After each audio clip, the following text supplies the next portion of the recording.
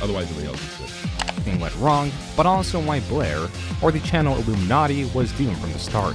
Her channel is one part efficient businesswoman and one part unstable, vengeful manipulator. This mixture of image was so conflicted, a single tweet was all that was needed to spark a rapid. That's really what sparked her spiral. I could say what sparked her, the first sign of her nuttiness. Chain of events that revealed the secret long history of a channel that was believed to have no significant personality. Interest then shifted in covering her extensive list of wrongdoings. Illuminati situation. The accumulated viewership of such was so substantial that it surpassed her once phenomenally successful channel that once aimed at exposing seeding companies and individuals. If I'm not mistaken, Gamer from Mars reported that Blair lost more views than any single person he's ever seen in any drama. Oh, wow. And that would be, I think it was, the big one was, who was the makeup artist? Tyra Banks? No, the male makeup artist. Jeffree Star? No, his friend. He was probably in on screen. James Charles. James Charles. That was the record. But Illuminati, percentage-wise, I think James Charles lost more. Not on he lost more subs, right? But her views just went clunk. She responded with a lawsuit, and her viewership responded with not existing. Since then, this is why Ethan should be careful with this shit, with the lawsuits. Even if you're right, they don't care. There have been an endless stream of videos covering. And I can say one of the things that Europeans complain about Americans the most is their litigious nature. I've heard that over and over. You guys sue each other. And what are you going to say? It's true. Blair, the people exposing her, and her lawsuit. With these coming to a conclusion, this video will attempt to showcase the full downfall of Illuminati. But first, I partnered with MyHeritage and took one of their DNA kits. I'm actually more French than German. This is another thing Europeans hate. They really hate this. You're American.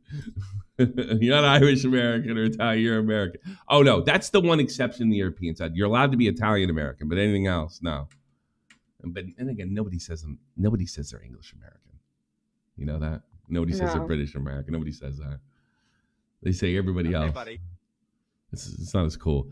I remember when she had a surprisingly loyal audience, though she was so bland. I'll get into that, like making Rule 34 of her avatar. Yeah. I gotta be honest with you, like knowing Blair, I didn't think she had a bland personality. The thing is, I thought like with my project, I thought she was a bit lazy, but clearly, if you have to watch this video, she's like not even close to being lazy.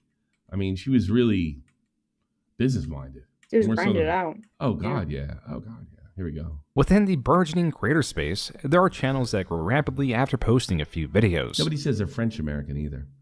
It's always like German. There's the French Canadian. It's German. Well, that's different. It's a whole different ball of wax. They're French Canadian. They say they're German American, Italian American, Irish American. What else? It's like African American. Polish. Yes. Yeah. Well, nobody says I'm Polish American. They say I'm Polish. Yeah, I'm Polish. Yeah, nobody says Polish or Russian American. They say they're Polish or Russian. Yeah. These tend to fill underserved niches or create superior content within their genres. Illuminati was not one of these channels. It is not entirely clear what Blair, the creator and host of the channel, did prior to 2019. As her footprint was so insignificant, the earliest Wayback Machine capture of her channel dates back to the start of 2019. However, her channel was established May 9, 2013, and there is evidence that she posted between that time. Like this 2017 collaboration video, that while it is only... I know the people in the moon base. The moon base may came up as it relates to me, because the moon base was an offshoot of Shot from the Point that they all hung out and made fun of each other and fucked with each other. Real Talk was involved with it. this guy Rico that used to be on the team, one of the few guys that ever got like shit canned. There's been a handful, but not too many. And they all fucked with each other in there. Collaboration through the creation of videos made on a similar topic, it does show a few seconds of Blair and links to her channel, the same channel she still uses. This also reveals she made a genre of video known as storytime videos. This means she not only deleted her side of this collaboration, but also all of her videos prior to 2019, yet a few have been archived through other means. The I don't know if Rico's still fat. I have no idea. It fell off the face of the earth. These have been removed becomes apparent. All I know is he made the burger tipster meme we have in there. That was his creation. Upon examination. Girls don't talk about their shit, their poops, right? Well, I'm gonna talk about my poops because this is a story about poop. Larger chunk. I did not find out about that until after she became Illuminati and after she had a falling out with the Crow.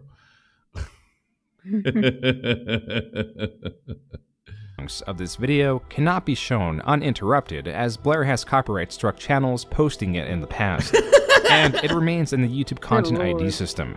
The crux is, while on a date, she I don't know why she's so, because everybody makes like a bad video or something they're embarrassed about. Like, who cares? You know, it's funny. Mm-hmm. But I think the whole thing is, the story is she clogged the toilet. I can honestly say I've never done that in my life. You know, what do you have, shitting like literal bricks and iron? Clogged her toilet. It was huge. I'm looking at it and I don't even see the hole. I think it sounded funnier on paper. You know what I mean? For the toilet. Tommy, can you cover the grooming gigs? I'll leave that to Chud to say it's not that bad. How about that, Kathy? Blair's storytime videos, or videos where the creator tells of wild happenings in her private life, are dated at least back to 2015.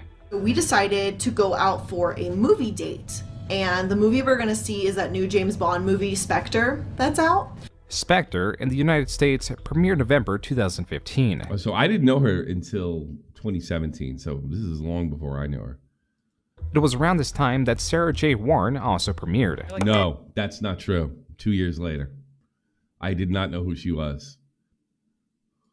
Sarah J. Warren is unapologetically feminist, and if they don't like it, then I would love to drink their overprivileged male tears, okay? Sarah J. Warren was created to star in Tommy C's satirical news show Get to the Point. You know what's so fucking funny is when she deleted the things she said they were her assets, I paid for all this shit, and I could prove it. Vega made it all. Or did he make? Yeah, he made a bunch of that stuff. I think the background I might have just bought, but Vega made all this shit. And then she said she deleted it because she paid for my assets. And but the character was 100% hers. Tommy played the role of a sexist alcoholic that was kicked out of mainstream media. Well, what's changed? Blair's character, or what she portrayed, was clear. Got Vega in there, can confirm. I paid him for the assets, 100%. Just through the name.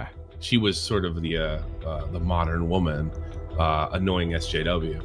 And her name was Sarah J. Warren, SJW. I do not remember being on that recording for this. Is that terrible? I don't remember doing this. She came up with that herself. Despite the effort and collaboration of other creatives, Tommy states the project was a failure. As such, none of Blair's works gained purchase, until she began producing a simple yet lucrative style of video late 2018. Hello everybody and welcome back to the channel. Was that late 2000? Yes, 2018, 2000. Now, when we shelved Get to the Point, right? There was no bad blood. There was one guy I was a little irritated with, but I wouldn't spit on him if I saw him, right? There was zero bad blood. She wasn't the only one that wasn't pulling her weight, and I didn't get one out every week either. That was the idea. Didn't work. Yeah. Satire's dead. It's all rape now. And I kind of realized that. The idea was to have the drama news was like legit, but the characters were farcical. It was never going to work. I thought it was a great idea. I know Turkey Tom really liked it, but ultimately it was a pain in the ass to put together. It took a whole day. It was nuts. And then by the time he got it out, it was already like a week's worth of stuff. You know, this YouTube just wasn't algorithm friendly. I don't know. I thought it was funny though. It's still up if you want to go watch it. It's Blair or the Illuminati, and I'm so glad to have I tried to be trauma alert. Yes, that was my effort to be trauma alert. Yeah, failed miserably. you guys here today with me on another wild ride through the r/anti-MLM subreddit. I think I can kind of sort of tell this is a favorite amongst our fans here on the channel. These videos are of Blair reading what are presumably the top posts of the subreddit that is the subject of the video. Being that Reddit has a function where one can easily sort by the top, hence most popular post, all she had to do was read through these and add some commentary. She often interspliced some stock footage and evolved the videos to include her avatar that struck different poses depending on what is being said. This is a style found in many communities across YouTube. Being that the head... I don't think there's anything wrong with what she did. And I know she was talking to Nerd City. She was talking to people, taking in information, combining it, and she came up with this, probably not 100% original, probably saw something, and she hit the algorithm lottery all on her own from there. Mm-hmm. You know, I don't know if she could have done it without, like, people she knew through me, but you got to understand, like, everybody that was in the SFTP newsroom, which she was welcome into, everybody that was around me liked her. And I can't say this frumpy, mean, controlling, manipulative, nasty, vengeful, vapid person, I never knew her. I used to put her on speaker, joke with my wife. My wife's German. She doesn't laugh very much. You know? I'd show her the baby. Verse was different, but I if I want to say something, Verse, we'll get into that. And I will give your side of it. It wasn't until she got it that you started getting irritated with her. Until she moved up. And I'll explain that story because I saw Nick cover this. He's got the timeline a little wrong. It's a long time. Of her avatar is the Eye of Providence that is tied to many things such as secret societies. It is a nod to her channel name Illuminati that differs in spelling to the group by the word naughty as to be disobedient and has an additional eye on both the start and the end of the name. This avatar turned out to be quite convenient as she more and more began to shift focus to the r/anti-MLM subreddit. MLM, or multi-level marketing, is often referred to By the time she's on MLM, she was away from us. As a pyramid scheme, and where one recruits unwitting subjects to sell often overpriced and difficult to sell products. The Like coins. pyramid shape comes into play as a share of the revenue goes to the recruiter, which is a point of the scheme, as recruiters of recruiters receive cuts from all below them, and to It's like the mafia. win is to sit on the top layers of the pyramid. Blair had been covering this subreddit so much that it had its own separate category on her YouTube homepage. Being that those who join MLMs are often desperate, ignorant, or foolish, their tactics mimic these traits. So the focus of Blair's videos were more so on the absurdity of tactics used to sell products. This was her path to success. I also want to give like a quick little shout out to like the 150 people who have all followed me within like the past week. I don't know what is happening there. Blair's success, above all else, is attributed to a rapid rate of uploads. In March, her channel had jumped to 96,000 subscribers. Here she would upload So we're still good with her at this point because I think when she started growing, right, I'm sure she'd say different. Everybody was supportive and happy for her, 100%. If I would have saw any sort of jealousy, and I would have I'd cut it down immediately. But everybody was like, maybe Verst wasn't, but we were all happy for it. Verst was starting to smell a rat. 2 videos daily, largely consisting of subreddit coverage. In this screenshot, she abandoned the larger focus on MLMs to shift to popular Reddit themes. However, this screenshot in May shows that her MLM coverage was once again gaining prominence on her channel. And by August 2019, as per the bottom of this archive page, she had made 36 videos on MLMs and made a video dissecting what an MLM is, the trailer for her channel. But she was not the only one growing from Whatever happened to just calling it a pyramid scheme? That sounds so much cooler. MLM. Just take the life out of it. Pyramid scheme. covering Reddit. There was the Click, One Topic, and r/.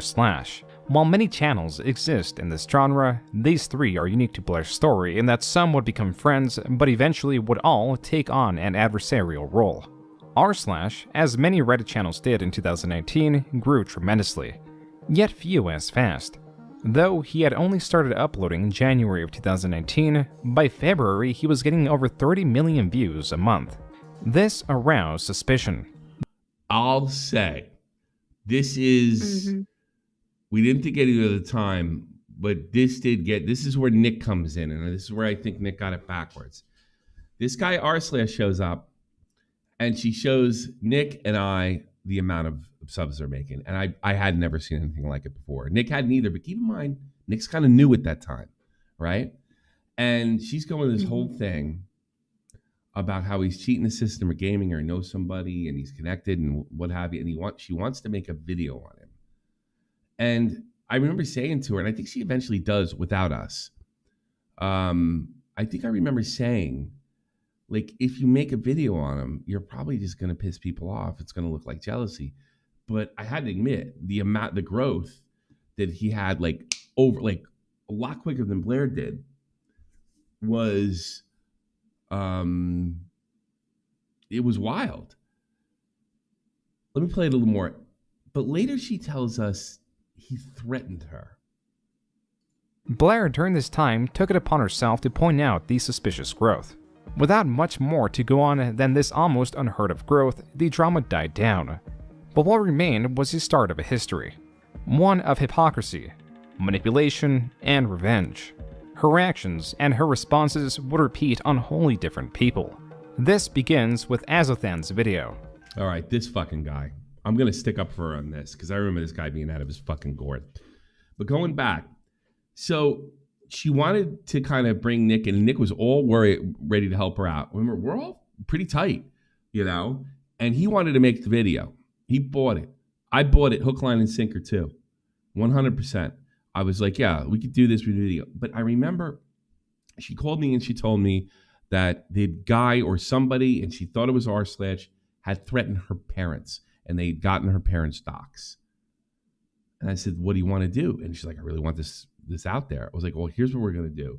You, me, and Nick are going to get in a call, and we're going to discuss this whole thing. Because I got to be honest with you, when you do something like this, having experienced punching up, bad shit's going to happen. People are going to try to intimidate you. And she said, okay, fine, right? Tommy feels low energy today? Oh, I'm sorry. So, anyway, if I start yelling, everybody's going to say I'm crazy.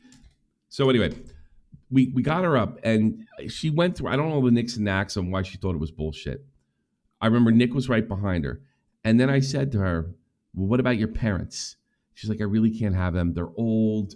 I can't have them getting doxxed. I said, look, if you do this, if you kind of lay the gauntlet down and go after her, and I guess she made a video on it, and that's why Joon the King found out about it. Or I don't know if Joon the King's sourcing my past stories. I'm not even sure how this got out, other than maybe Nick talking about it over the years. We basically said, it's like, we'll go through, Nick will make the video, I'll cover it. I'm sure Augie and all them, once we get on it too, and that gets sort of passed around, and that'll get up. Now, at that point, she said, I don't want to do it. And we all agreed, okay, this is over. We never had this conversation.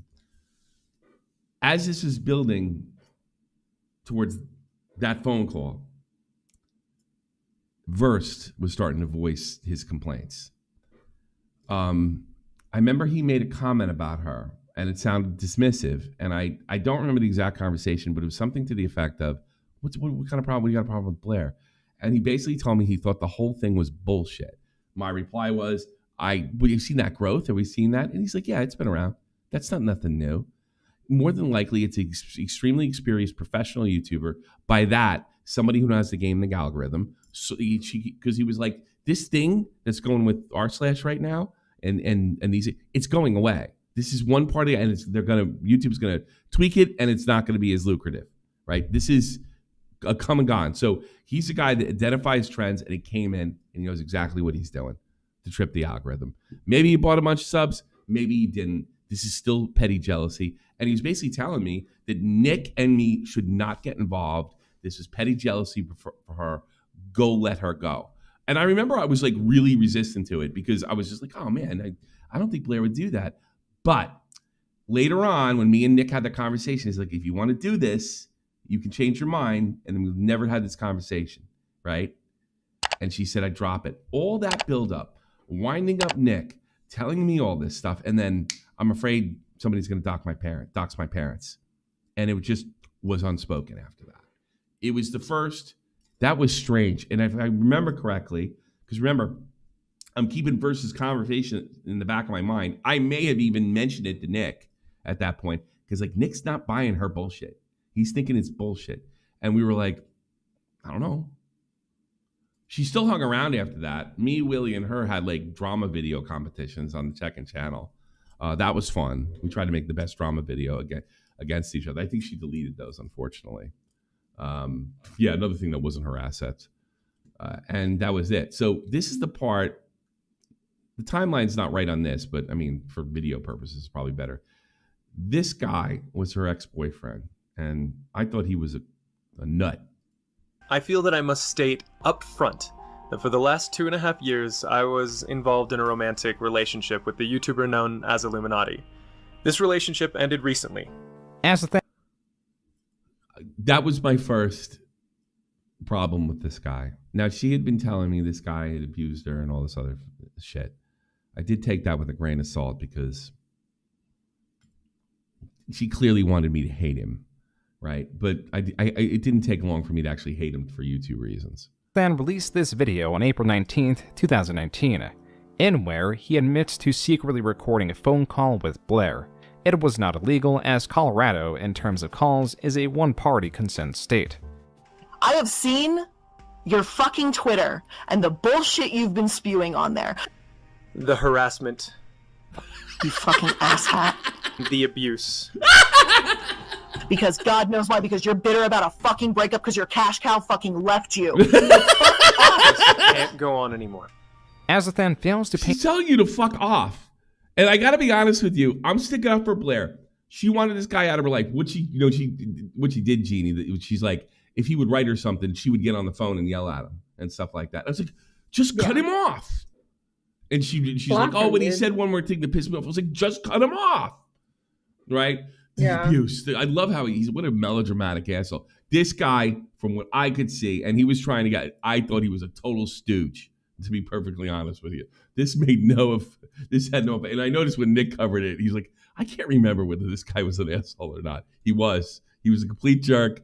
I don't know if the allegations against him were right, but he's a melodramatic jerk off that was terribly jealous that Blair was moving up in the world. Paint a clear picture of his conflict with Blair. He claims Blair is threatening legal action if he were to make a video on her. But this She was always threatening legal action.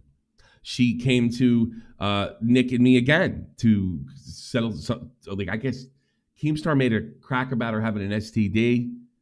And she said she was going to sue him. I knew it was bullshit. I was like, she's never going to do it. But we just let her blow off smoke. She's always threatening lawsuits. And lo and behold, when she got the money, she actually started doing it. Conflicts with the intent the text message is expressing. Threatening legal action, were I to make a video about her activities in any way. Wait a minute. If you dox my person, I will go there and be a lawsuit. That's the thing I comment. You're blocked on my phone. I request that you do not ever attempt to contact me. If you dox me, my person, I will go have a lawsuit. I would never dream of revealing your address. Okay. And you can see that despite violating no laws, making no threats. I saw. You do this, and I called a lawyer. This is harmful to my person. She didn't have any money. I don't think she had the money to do it at the time, but it was coming in. To dox her, making no claims of any illegal activity whatsoever. She was already willing to threaten prosecution. Aithan has claimed to share the audio of the call anonymously. Why this matters is because, apparent by a second video Aithan released, the full call contained private information. The release of the entire call could be why Blair claims Aithan was threatening to dox her. Back to the first video, it turns out that Blair was in contact with someone threatening to dox Aithan. A Discord user known as Cracker Snatcher, who had made threats of violence against me, as well as attempting to locate and disseminate my location and name. I was saddened to be informed by my friend. What do you think of this guy? Jeannie. I just have to keep toning him out, to be honest. Yeah, 'cause like it's he's so obnoxious. You know, I Yeah. remember when she got involved with me, he was giving her a hard time. Like to him, I was like anybody that has more subs than you is like a big celebrity. I don't think he was too happy Yeah. with that. He was a total pain in the ass. I don't think anything about this guy really reveals what she's going to become. It was a bad relationship, and they fought a lot. That's what this is. That she had joined a Warcraft 3 Discord server solely for the purpose of providing and exchanging personal information with this extremely dangerous and unstable individual. This Let's see. They want boys to be gay and girls to reject men. When was this? Oh, April. I guess around the same time. All day. So drugs, your family will die. What do you want? I want to have a chat about. I got 7 minutes before I go back to work. DM or no? Oh, that's damning. claim, at least by the evidence shown on screen, is not entirely substantiated, with the conversation being about boys being gay and rejecting men and going to war or prison and dying and doing drugs and truth-seeking and, of course, saving the world. From Blair's side, it is only clear she wanted to speak to this individual, but the contents of the private conversation are not shown, and thus there is no proof, besides anecdotal, that she was attempting to deliver Aithan's docs. While their conflict did not lead to much due to the lack of strong evidence or the general disinterest towards Aithan's video, That's pretty much what it was. Nobody gave a fuck. Nobody gave a fuck. In fact, I remember telling Blair, like, I think she wanted me to fucking go after him if I'm mistaken. I was like, nah, it's a bad idea. I don't think he even had 1,000 subs at the time. there are claims that made over time would ring more. Yeah. It's like, just let him go. You just got to stop calling him. If I remember correctly. I mean, I might get some of this wrong, but that's the way I remember it. And more true.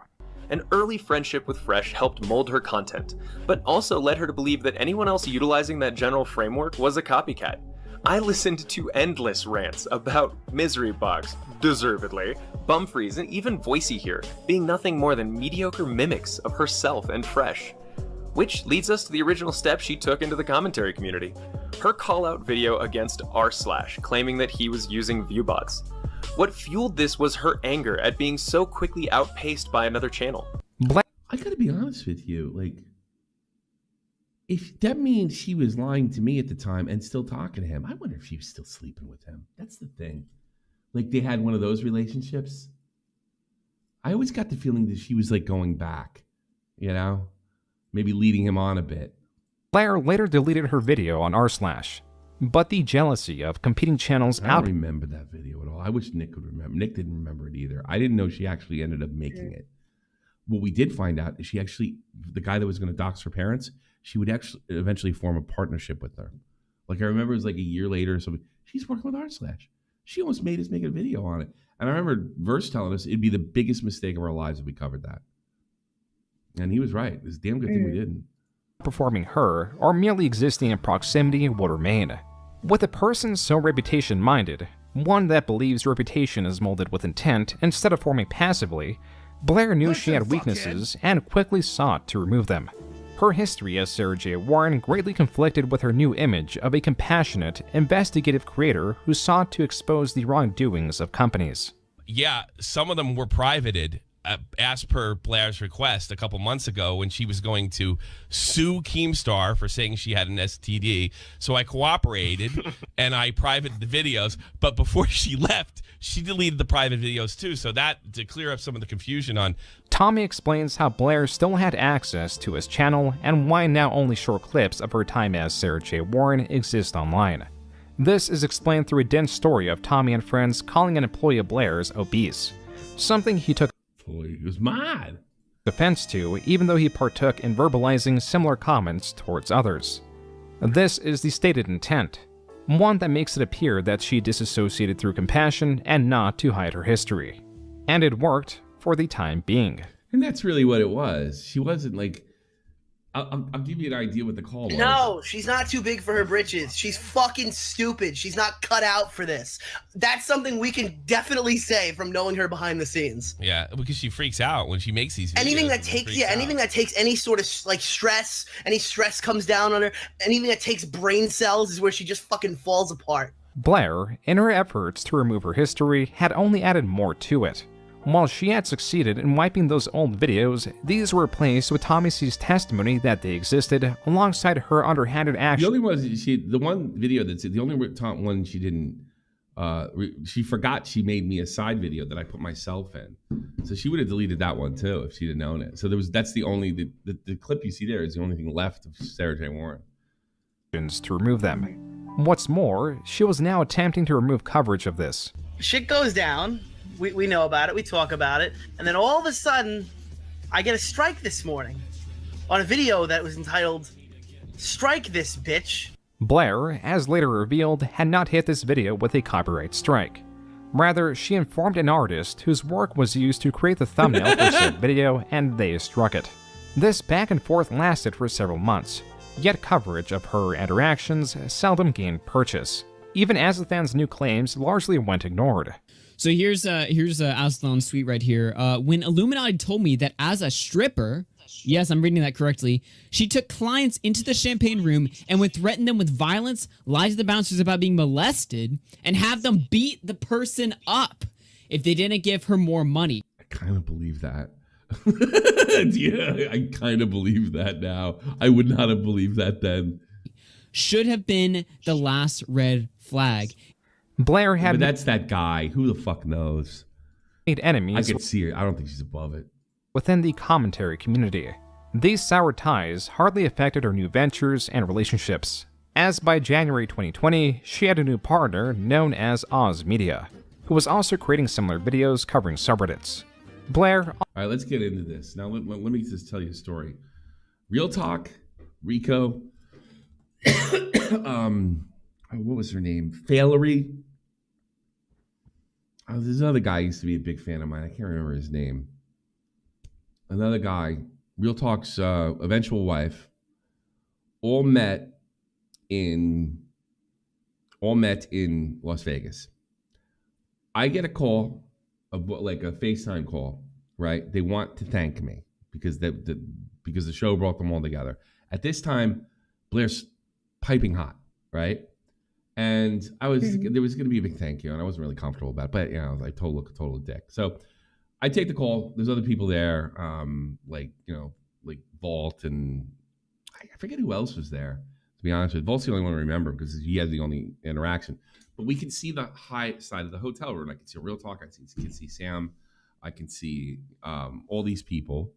And what happens is Vault, who was a kid at the time, and here's another thing. Keep in mind, the moon base. These guys are fucking with each other the whole time.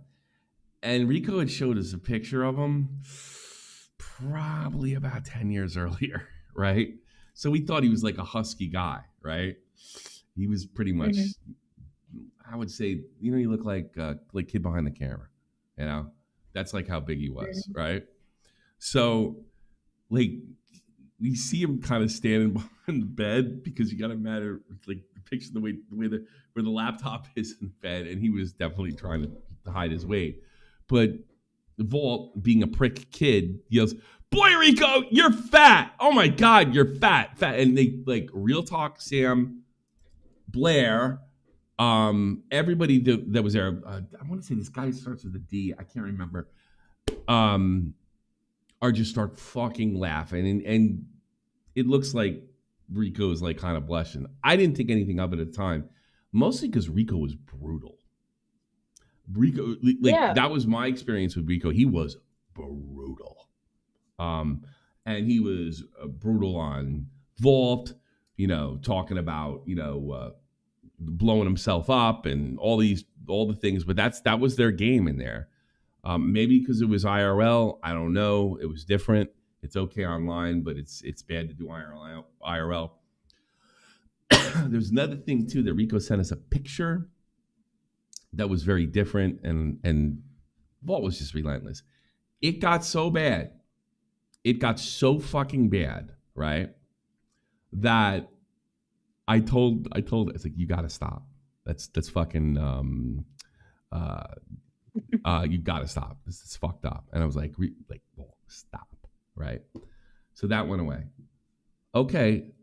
Sam told me that she was like Blair was super rude in the trip, acted like she was above each other. And here's the thing, like Blair's channel's growing, but because she doesn't show her face and she really doesn't show much of her personality, I think she wanted to be sort of a YouTube celebrity. And she wasn't getting that. I probably, with 30,000 subs, was much more well-known than she was with pushing 1 million. You know, she didn't, because nobody knew who the fuck she was. It was just the way her content worked, right? Yeah, it's just the way her content worked. But you could tell that's what she really, really wanted. So I get a call. Keep in mind, I'm good with Blair. And I'd like to tell you that I just said fuck off. Like I told Aiden to fuck off. But I didn't. I got a call and said, Tommy, I'm very upset with you. And I think this is going to affect our relationship in the future. I was like, whoa, what's going on, Blair? One of your vault called one of my mods, wouldn't refer to him by his name, fat. Like, really? You sure? And I'm like, I thought she might have been joking. And she said, one of your mods called one of your mods called one of my mods fat. I was like, yeah, so what? I mean, Blair, what do you want? He's a kid. And they're all razzing each other. And I got to be honest with you, I think everybody was laughing, right? Weren't you there? And it's like, this is unacceptable. She kept on saying, my mods don't like this, my mods this. And instead of saying what I'd normally say, fuck your mods, I said, look, you're a new YouTuber. You've already probably had more views than I've ever made, right? Don't let your mods, because I'm thinking of from like Discord mods, because I've had kind of takeovers in my Discord, right? Since when can those jerk-offs make polls? Is Tommy C a closet homosexual? I'll click yes. Who's winning? Yes, 78%. They should be allowed to make fucking things. I hate those things. We'll probably have to talk with Core about that. Yeah, Core. I hate fucking polls. Oh, now there's gonna be 1 million of them. All right, delete all the polls as they come up, please. If you see them there. Fuck your polls. You're the one who drew attention to it. So. Yeah. Well, I mean, that means they're coming. So that's what. She's really nasty. She's really fucking nasty, and she said something to the effect, if this continues, I don't think our relationship can continue. And I was thinking to myself, at that point, she had promised to shout me out like for the umpteenth time. I'm like, who gives a fuck? You know? And she hadn't done it. So I was like, okay, whatever. I told all the guys about this weird encounter, right? And then I was streaming and this happened. That's a lot of money, I guess, for a person of color. Better watch your back. Keep your people in control. Better YouTuber. Yeah, fuck you. I'll do what I want.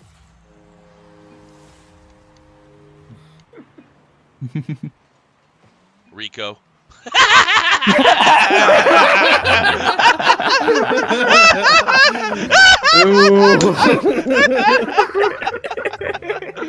So, and honestly, I thought like it was actually Core fucking with me. He was imitating, like I was telling, like, yeah, because the whole vibe with Blair is to keep your people in control, right? But that sounds like something. Keep your people. That sounds like something Rico would say. So I said Rico, assuming that Core probably was in that stream before he. What the heck? I hate this chat viewer thing. It sucks.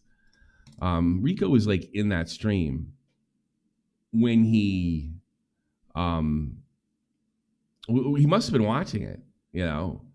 So I get a message later that night, and she says, "I'm sorry. It's been great. I appreciate everything you've done for me, but we have to break up our relationship." And I just wrote, "Oh, maybe I can drop DMs." I don't give a fuck about her. And she finally, because I don't think she didn't block me for a long fucking time.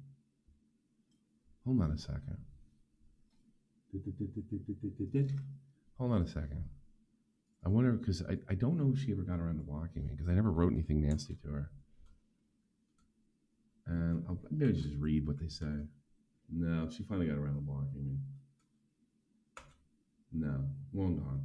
Too bad. And I just write, all right, whatever you like, Blair.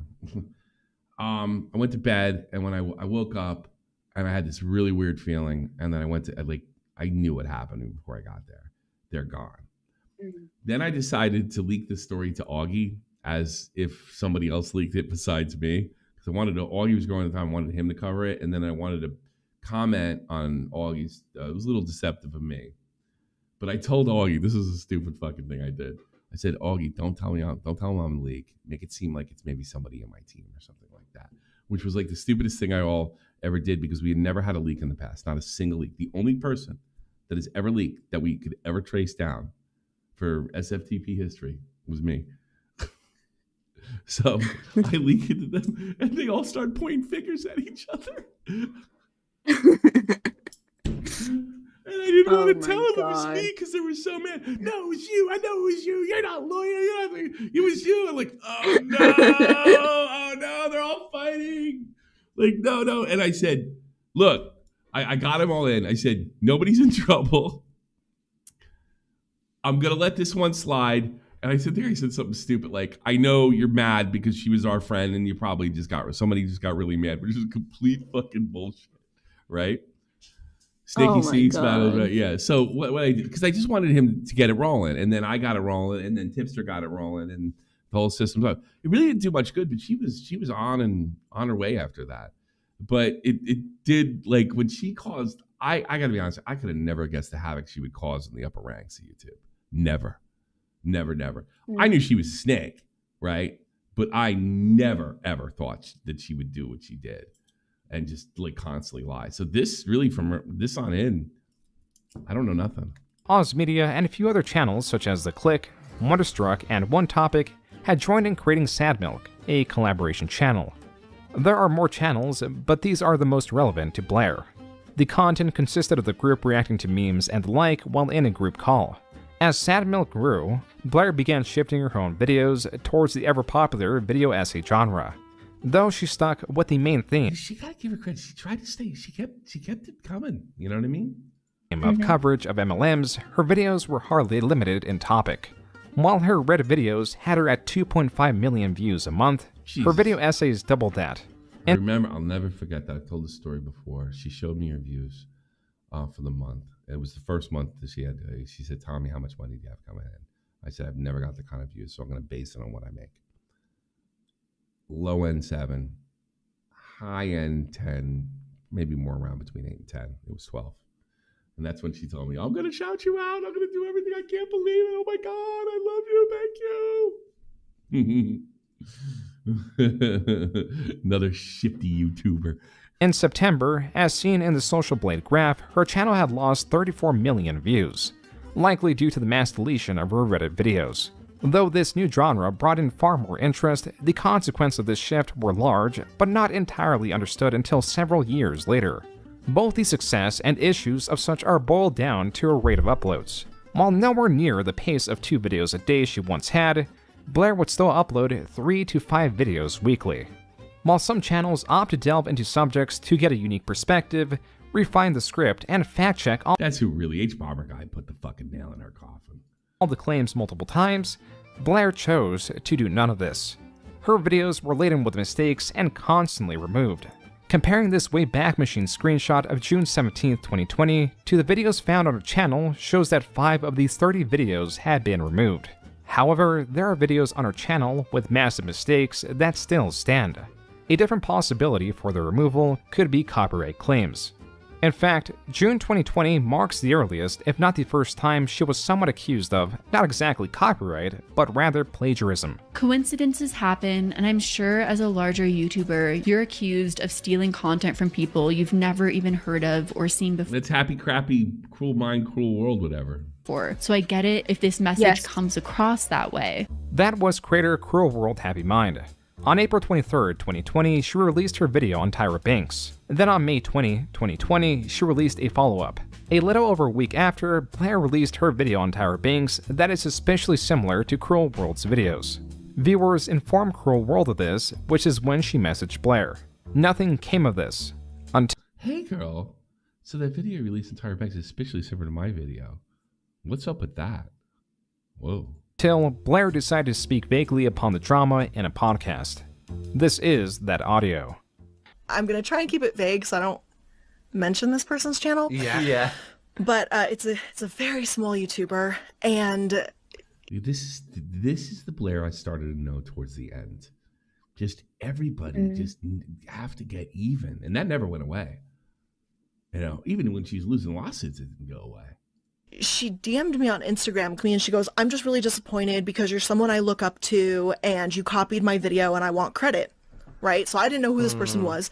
So I went to my moderators in my Discord server and I was like, hey, I screenshotted the message. I sent it to them. And I said, do you know, is this a YouTuber? Can you guys like tell me who this is or what they're even talking about? Because I had no idea.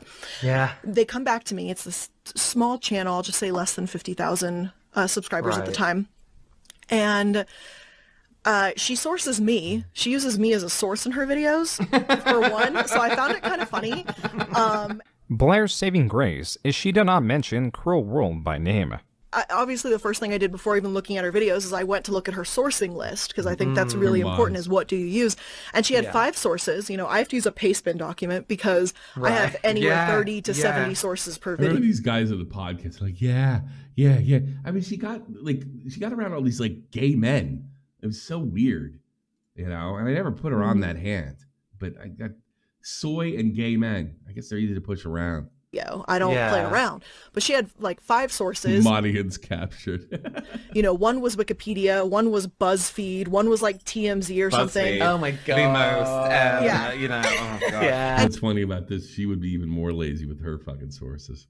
And those sources are okay for a reference on certain things. Like I use Wikipedia as a starting point. These statements are false. Cruel World does not cite Wikipedia a single time in either of her videos.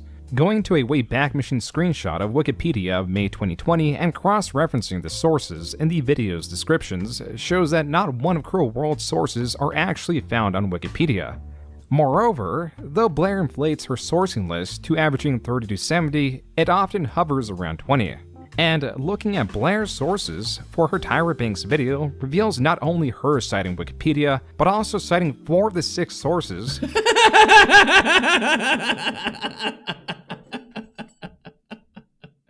found in one of Cruel World's videos. Looking at Cruel World's second video, it has 2 sources. That is, if you did not read. The first link is a link to BuzzFeed, but it was stating that it was Tyra responding to the backlash after Cruel World released the video. This is not a source. Blair is also an avid user of Wikipedia. The first available video on her channel about MLMs lists Wikipedia as nearly 1/3 of its sources. Funny. Even with this ease of information... This is kind of, we got to get in a window into, let's try to expose somebody, but that's going to expose me even more. You know, I think we covered all this. That's fucking funny. She still gets information wrong. One of the earliest MLMs, or what we consider currently to be an MLM started all the way back in 1934, is a company called Neutralite. The top of the wiki states that while the products were being developed in 1934, the second paragraph clarifies that it was not until 1939 that it was renamed Neutralite. This holds true with Neutralite Products Incorporated as found on California's Secretary of State website. This is to say that not only is Cruel World not guilty of what Blair is accusing her of, Blair stole her shit. So if you knew you stole this girl's shit, right? Why would you want to even leave a single fucking clue out there by calling her out? That is arrogance. And we could see what happened. It's almost identical to what would happen with Legal. She stole my videos, and then you look. Wait a minute, no, you did. And then, of course, there's the H Bomber guy. Blair is guilty of almost all of it. And just gives her opinion on how she feels about things. And I said, you cannot believe for 1 second, ma'am, that I am copying you. You are giving an opinion. I don't do that. In my opinion, Tyra realized what it really means to be an MLM and the legal hoops you have to jump through. Yeah, I think you gotta be fucking crazy to do what she just did. And he's like, well, who cares? It's YouTube. You know, Blair's playing in the big game. Like the big game. Why fucking put it in why put yourself in danger? Like she was that, and you start to see signs with it, like with r/slash and getting back at people and Keemstar and lawsuits. Like she has to get even. It hardly ends here. By the way, her mods called her mommy and mother. You're looking at how I outline my videos. Yeah, they did. That's according to who was that? He said he didn't do it. I don't think he did. It was one of my guys and she paid him too. That was another thing. She incorporated like right away. She's like in fairness, and she paid well. Everybody that she paid well. Like everybody I know worked with Xana told me they would call her mommy and mother, and she said it was strange, you know. But she never he never hey Hanks, you're not going to be allowed to call me a pedo. He lost his chance. Sorry there, Hanks. He sat there and said I sent a dick pic to a 14-year-old girl. Yep, you lose. We're trying to replicate that, and then when I cover a topic that you've already covered, I guess. Dickers just found out he got clipped. I had what's his name clip everybody that was calling me a pedophile. Yeah. Yeah. I'm like, guess what? No, you're gonna have to. That's the thing. It's gonna suck because you have to be above board. You can't be bad faith. Then you say that I'm copying you, but I was like, honey, I've been doing the same thing. Like, that's not my fault. Blair did not cover Tyra Banks before Cruel World. Furthermore, Blair mentions the stealing of an outline. An outline is the foundation of the video. It's its skeleton that is filled in. What do you think of Comparing Blair's video to Cruel World's first video shows some stark commonalities in how they're outlined. It is less about the similar information that appears, but how often it is presented in a similar sequence. She has a ton of controversy surrounding America's Next Top Model, and I've got quite a few issues with her, really. The company Tyra Beauty was, of course, flawlessly launched through an America's Next Top Model episode. In 2012, Banks told anyone and everyone that she graduated from Harvard Business School posing for pictures with her supposed diploma. But as Jezebel, another news source, reported, she was in fact graduated from the Owner-President Management Program at Harvard, a non-degree granting certificate course at Harvard.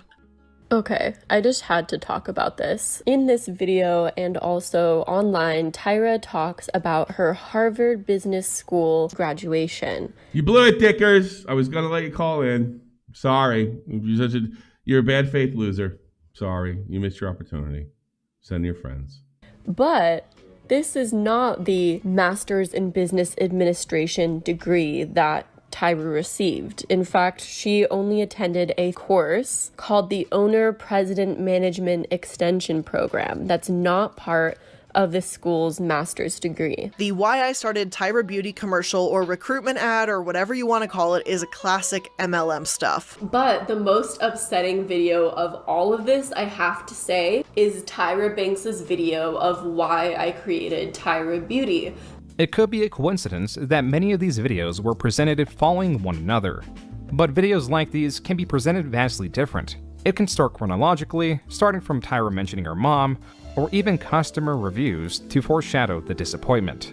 This is all suspicious considering, according to Cruel World, Blair did not post her sources until confronted. There were no sources on this person's video. The only thing it had in the description was in parentheses, sources coming soon. On February 6, 2021, Cruel World addressed this in a video. Also choosing to keep Blair anonymous, Cruel World summarizes the happenings up to this point, giving Blair... Had she not kept her anonymous and went to this would have been over before Legal. Because Blair, you want to know why I want to know why I don't want to talk to Chud? I'll tell you exactly why.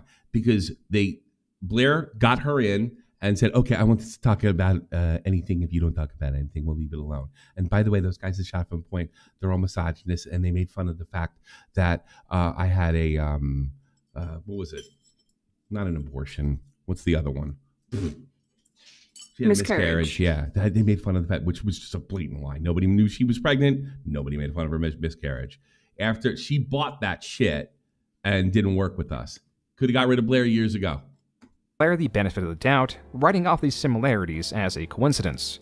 However, when Cruel World was made aware of the comments Blair made on the podcast and the 2 Instagram stories that Cruel World alleges existed, her tone changed. This is where it gets really weird and really shocking. This person makes another Instagram story where they say something along the lines of alluding to the fact that I'm untrustworthy because my profile shows up on a website that's supposedly about buying YouTube bots.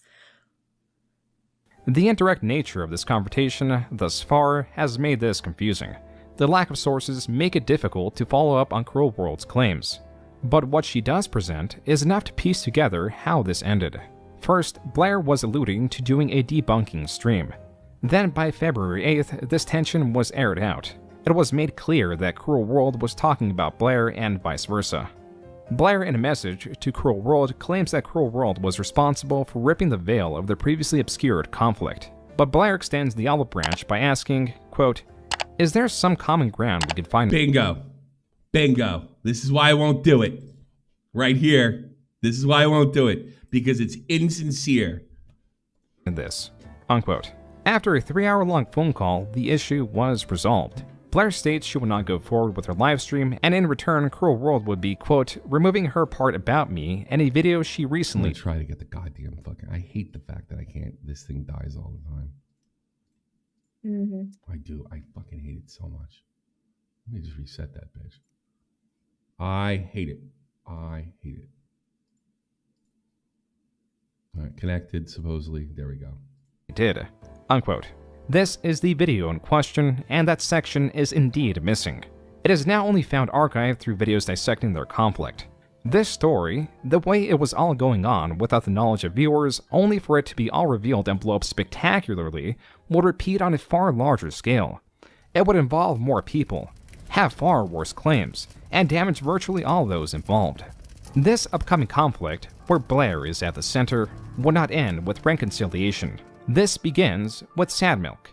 The channel had progressively taken more effort than it was worth. From a business standpoint, the growth was abysmal in comparison to the individual growth of the channels involved. From a retrospective angle, the channel was a beginning. You said your buddy used to listen to Sad Milk and her. Was this aimed at like the teen community? No, it wasn't Sad Milk. It was just Blair. Just Blair herself. Who listened to Sad Milk? Yeah. Like, it seems like the most headache-inducing crap that I've ever heard of. Of a long road of suffering for many involved, even past its dissolution. By mid-2020, tensions were rising with its collaborators. There was conflict with deciding editing costs, scheduling times to record made more difficult with different creators living in far different time zones, I've been there. And then there was Blair, who had control in the absence of leadership. The first lucky you guys. outward signs of its collapse came in October 2020. Sometime between October 2nd and October 16th, collaborators One Topic and The Click were removed from the list of channel members found on the home page. Behind the scenes, a meeting was called to address some of the rising issues. Blair claims to have not wanted to attend due to her frustration with the responsibilities. After joining the meeting regardless of this wish, she eventually shouted at One Topic and said something along the lines of, "Shut the fuck up." One Topic left the call due to this outburst. Then on October 9th, he announced to the group that he was stepping away from the project. Blair's the only one that had a fucking set of nuts over there. The following day, the Click left as well. This was not announced to the public until November 1st, 2020, which also announced the departure of a different member. As the Click will later point out, only 3 hours from this announcement, Blair tweeted, quote, "Casual reminder, pedophilia is never a quote-unquote gray area. It's wrong. If someone you know won't take actions, then they are complicit to the problem," unquote. The Click claims that with Sad Milk retweeting Blair, it stirred up rumors about why they left. This was the intended effect, and that's what they did. They did that on purpose. Jesus, they're all the fucking same. Are you seeing a pattern here, Jeannie? Yeah. It's tied to what was previously a resolved issue that began in September. This screenshot was of a 19-year-old Discord user stating that they were dating a 13-year-old. This user even states that they got in contact on TeamSpeak, not the Click server, which is where this was all being posted. It did not take long for this admission to come to the attention of server mods, who some were also the shared mods of Blair. The user was banned shortly after and allegedly reported to Discord's trust and safety team. In a message to One Topic, she makes the allegation that the Click knew this was happening. However, the Click alleges that since this was 2 a.m. his time, he was asleep when this was all happening, and woke up to the chaos of what happened, made all the more confusing since the user was already banned. The Click and Blair discussed this, with Blair stating that she was proud of the Click. This brings us back to the tweet Blair had made a month and a half after the events were seemingly resolved. Now Blair was actively trying to harm the Click. In this leaked Discord screenshot, Blair states she is writing a piece about Sad Milk, but it is written from the third person. Quote, "I saw the Sad Milk announcement," unquote. This is quite strange considering she is the one who wrote said announcement. Strange until it was posted not under Blair's account, but this account that went under Doobie Schmertz. It believes there is a piece of the puzzle missing. Doobie Schmertz? With little to no traction following the insinuation Blair had made, this post was attempting to nudge interest towards it. Quote, "Oh my God, this is far beyond anything I think she was capable of. If you'd have told me she did this, I wouldn't have believed it. Even like this is far beyond like a pedophilia smash. She fucking lost everything for this. Like, it really looks like, quote-unquote, creative differences is dumb AF. Blair tweeting about being stabbed in the back, one topic leaving his supporter server, and then watching so many of his mods disappear, and Wonderstruck talking about how he hates friends fighting, and even Clicky not streaming as much, and deleting some of his streams and clips. I think something happened, guys. I think I figured out what really happened." Unquote. The discovery was that this, quote-unquote, anonymous user pieced together that Blair saw the Click's older videos and found out that Click had used the R slur, then goes on to say, quote, "As an autist, I was mad he would call a Minecraft zombie that word." Unquote. Wait a minute. Do autistic people refer to themselves as autists? I thought that was like a slur or a nasty thing to say. Is that new? Liquid Bobax, would you know? Do you refer to yourself as a Bobax? No, nobody refers to themselves as an autist. Yeah, I know you do, Lynn. Quote, "This is the crux of the post, but it's also important to mention it praises Blair. Quote, Blair is a big supporter of the community and Aithan. I love her videos about exposing Autism Speaks. I think Blair found out about this and fought with him about it." Unquote. The user then points to another video of the Click saying the F slur. Quote, "I think all of Sad Milk knows about these videos. I think he chose not to delete it, and it caused the fight." Unquote. This is a gross sowing of a conspiracy theory that did not at all reflect what actually happened. The top comment should have clarified how little viewers cared. Quote, "Click has said that he was much less open-minded in the past, and considering the fact that these are from 2010, I think he has grown a lot as a person since then. Honestly, while you do bring up a good few points, I don't think we should start a heck ton of rumors about this situation. I don't want it to end up like it did with Flinders, where people were making theories left and right. Though unfortunately, with a change this big, it's probably inevitable." Unquote. A second post was made to draw attention to the Click saying the N-word in the past. This also failed to get any traction, and it was later revealed that Blair had also— Somebody said the N-word. These people are ridiculous, but she knows the audience.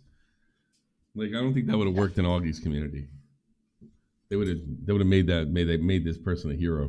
Paid someone who goes as Felix the Kit Kat $200 to dig through the raw audio of Sad Milk to find Click using the R word. Seeing how Redditors were forgiving of the word considering how long ago he said it, Blair was looking for a more recent example, though her efforts would eventually only harm her own reputation. For the time being, in mid-2021, after the conflict and resolution with Cruel World, while Sad Milk was absent of uploads, it was soon to be considered a dead channel. Blair made new efforts to improve relations with some of the remaining Sad Milk cast. Oz Media was a given being that they were in a relationship and had moved in together at Oz's new house. The other person of note was Wonderstruck Guy, who moved in shortly after Oz and Blair did. Blair hired Wonder June 7th as an editor with a starting salary of $50,000.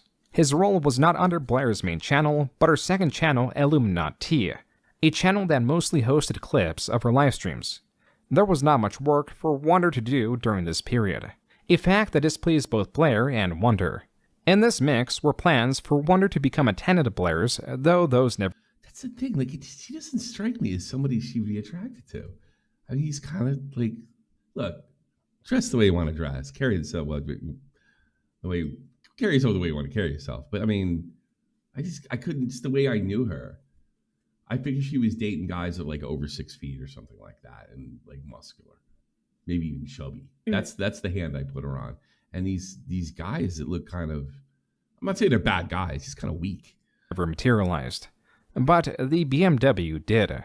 One that Oz and Blair paid a significant down payment on and entered into questionable rent-to-own contract with Wonder. From just June to July, Wonder would not only be fired from his position, but would also lose this car. As Wonder claims, when editing one of iilluminaughtii's videos, his software corrupted due to a faulty GPU. To reach the deadline, he flew back to Texas to get a different computer to finish the job. There was some leeway here in that the deadline was pushed back from July 26th to August 2nd. Or so it seemed, as he was fired July 27th for not meeting the prior deadline. It was here on this call that I was fired for explicitly not meeting deadlines, which I find highly confusing due to once more I must reiterate that my deadline was August 2nd. Wonder, with nothing left in Colorado, visited his father in Texas. But now came the issue of what to do with the car. Oz gave me a set of options as to what I could do with the car, and I picked option 2, where it was agreed I would bring the car back to Colorado, gather my belongings, and I'd pay the value via regular payments, etc. The contract Wonder signed, though it is disputable whether it was legally binding, stated that the car would reside in Colorado. The word reside, in legal speak, can mean that it is a place that one dwells continuously, a primary residence. So while Wonderstruck and the car were physically in Texas, it could be argued that because Colorado remained his legal residence, that much could also be applied to the car. This matters because Blair sought to repossess the car, and on July 29th, using the embedded GPS and a spare key, she flew— I gotta be honest with you, I think she's probably legal right here. I mean, she's being a bitch, but I mean... flew to Texas and repossessed the vehicle in the middle of the night. When my wife left me, she took all my forks. She used to grab the forks. And I stopped her, and she's like, I'm gonna call the MPs. So we waited till the MPs came. And the MP says, we can't, like, I go, none of this stuff starts, like, you have to go to court over it. I can't stop her from taking anything out. Right? I was like, yeah, but he's like, I mean, it's I guess if I had plastic stuff, I wouldn't care. He's like, there's nothing I can do for you. And he was like, and so she's standing right there, smiling. And the greatest thing happened in my life. She turns around here. He turns around at her and he says, what are you smiling at, lady? I'm doing this because it's legal. You're being ridiculous. You're the reason we have problems in this post. She got yelled at by the army. Jerome was so great. It was worth losing the forks. You should have saw her tense up. She was sitting there with her arms crossed like this, and then the MP just laid into her. It's like, yeah, I was like, just because you're in the legal right doesn't mean you're in the moral right. In fact, I think you are shaming yourself. It was so awesome. Yeah, it was totally worth Blair the forks. retrieved the vehicle. Worth the forks, worth the coffee machine. In a suboptimal state. Besides some trash and clothing thrown about, there was physical damage to the glove box latch and a crack on the windshield. The crack was claimed to have been from rogue asphalt propelled from the car in front of him. Also in the car were various valuables, including 2 YouTube play buttons. Wonder would fight to retrieve his belongings through a demand letter, but his belongings were reportedly thrown away. This marks yet another relationship soured. Of all the prominent members of the now-defunct Sad Milk, Blair was now only on good terms with Oz. Then, in December of 2021, they ended their romantic relationship. But they still seemed to remain on good terms. Oz was even working for Blair informally even just 3 months prior to their breakup, which continued. I had long hair too at one point. It's even with the hair. He looks feminine, right? Well, I think he goes by he, him, and they, them. So I think it is like. So it might be something like that. All right, good. As he became an employee. But it turns out not for a good reason. Oz owed Blair money. She allegedly tried to get a custom multi-million-dollar house built with Oz, with him incurring 50% of the deposit and the like in an unwritten ledger owed to her. Oh, that's so the funny. kicker is, she canceled the project, meaning she forfeited that deposit, yet held Oz responsible for his half. What followed, bringing the timeline back to the romantic relationship ending. There is a part of me that, like, we put the video ads, we said she was no good, we had the Happy Mind Cruel World situation happen. Nobody listened to us. They were like, oh, those guys are right wing. Good. So all the right people got it in the ass. All the information was there. The character was just like usual with Bobax or Tipster or Mama Max and John's Way. It was all fucking there. And Chud one day too. It was all there. Nobody wanted to use any common sense and say, wow, you don't have like a film of this actually happening. Therefore, you don't have proof. It was all fucking there for everybody. They all ignore it. And these guys lost serious cash. Good. There you go. Was Blair moving out to purchase her own home. Then around August 2022, she sold this home to commission a new build. With Oz suffering financially and his house nearing foreclosure, Blair footed 6 months of mortgage payments.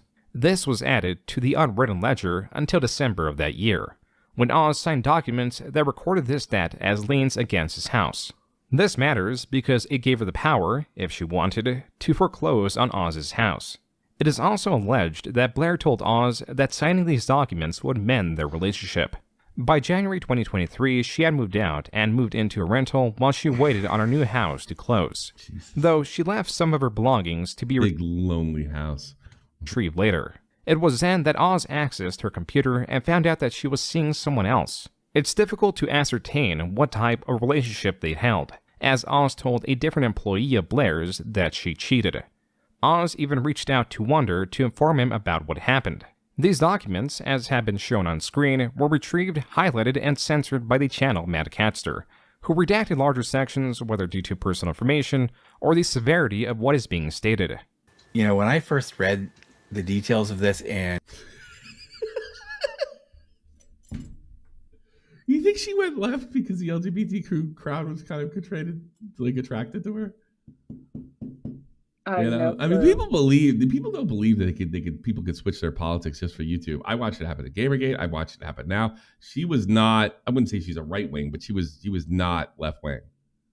The whole thing is an act. And so it happens all the time. People pretend to be right, but it just, hey, you know, where are the views coming in? I saw Ian Miles Chung do it. I've seen everybody do it. And I cried because it's just shocking. And that's all I'm going to say. Oz was in an untenable position against Blair. Blair's channel from mid-2022 to 2023 was getting around 10 million views a month. With her frequent sponsorships, her earnings could be well over 6 figures. Oz's channel was getting at most 200,000 views, or around 1/50th of Blair's. This was made worse when he shifted his efforts to work on her channel. So he took more of the loan, even though he made less money? How did she fucking wing him into that? Even this turned out to be an unstable position. How did she fuck that guy? Much would be true for anyone working under Illuminati. Blair had grown a reputation of producing half-decent video essays. You know, he looks like that guy. Tell me he doesn't. He looks like the guy from that Gutfeld show. Greg Gutfeld cast. What is that? The guy has the big fucking eyes. Oh yeah, Tyrus does. Let's see. Greg Gutfeld cast. This is or writer. I think he's a writer. W-R-I-T. Writers. Yeah. No, that's Cat Tim. Maybe he got shit canned. I don't know. He's like a comedian. He's got really fucking big eyes. He's really. Is it Joan? He looks like it's Pat. Go up. But where is it? Do they have long hair or no? It's this guy right here. This guy. Yeah, that guy. Yeah, it's that guy, right? And then like this guy, that's what he reminds me. He reminds me of the guy from Gutfeld, you know, like, and he's very strange looking, isn't he? It's very uncomfortable. It turned out to be an unstable position. That much would be true for anyone working under Illuminati. Blair had grown a reputation of producing half-decent video essays. She was someone who appeared compassionate, someone who cared about injustice. The question is, what happens when you turn all of this over and realize every aspect is not only false, well, she wasn't that thin either, but it is the opposite of what was being portrayed? What happens when the internet discovers something that looks innocent has been volatile the whole time? This is nitroglycerin. It feels slightly oily, it's slightly viscous, it tastes sweet. It appears unassuming. It is anything but. Nitroglycerin is a compound ready to explode. The lightest strike initiates a chain reaction. I'm sure you all know why we're here. We are gathered here today in what might be the most comprehensive deep dive that I've done to lay to rest. Here come the videos. Once and for all, the pyramid-shaped, scandal-plagued global Illuminati. Is there anybody that you've seen, including Onision, that has gotten more videos made on them with more views than Blair? Onision had the record before that, but she far took it away. iNabber was making stuff on her 3 months ago. I've You actually never don't seen need to anything. interact with real people ever. Ours looks like a trans fight. I would DM. True donated $5. Thank you. Us looks like a Being that transvestite explosions that are a I chain would reaction, one can follow the chain back to the catalyst, nitroglycerin hammer, balloon needle, and Illuminati legal.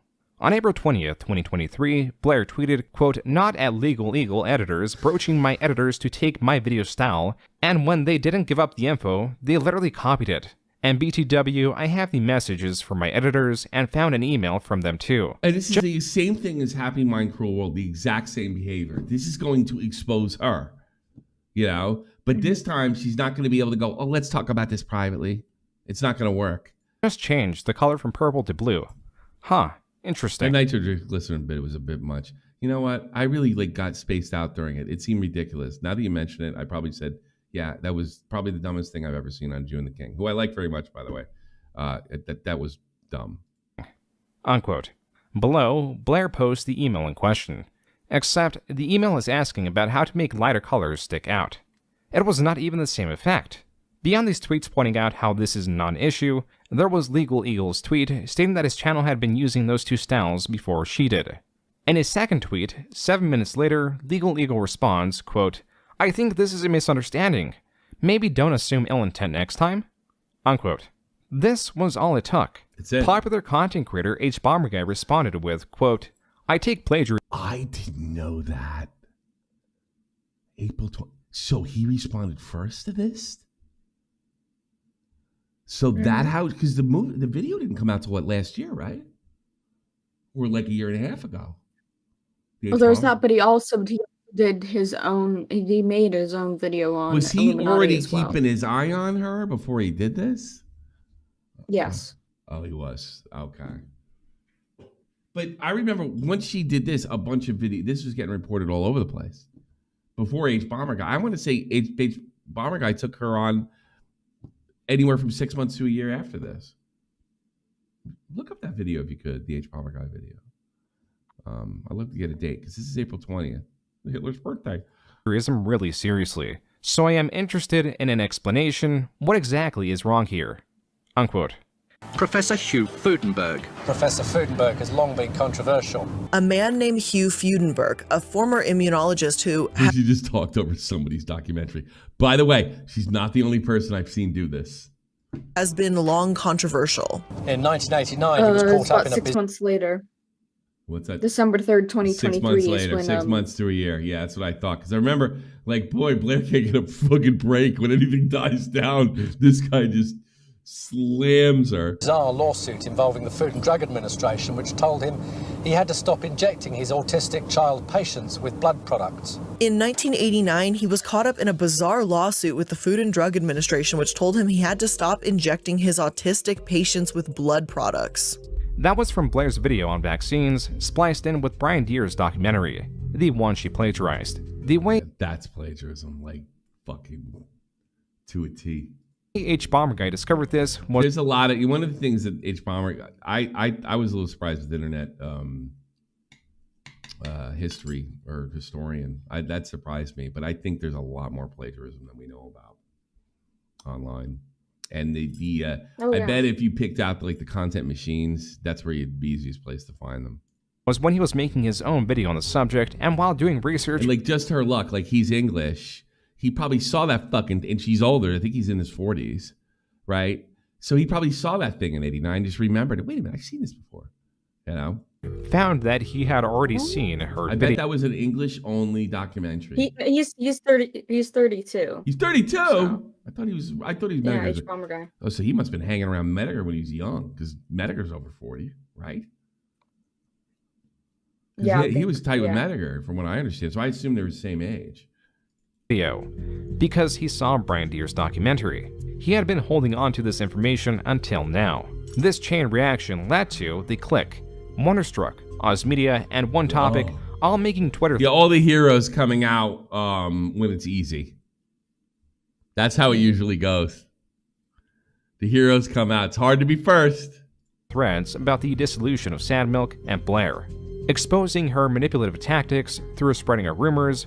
All right, she's an H Bomber Guy. Like now we can speak out because I'm afraid of her fans. I'm afraid I'm afraid somebody's gonna do mean things to me.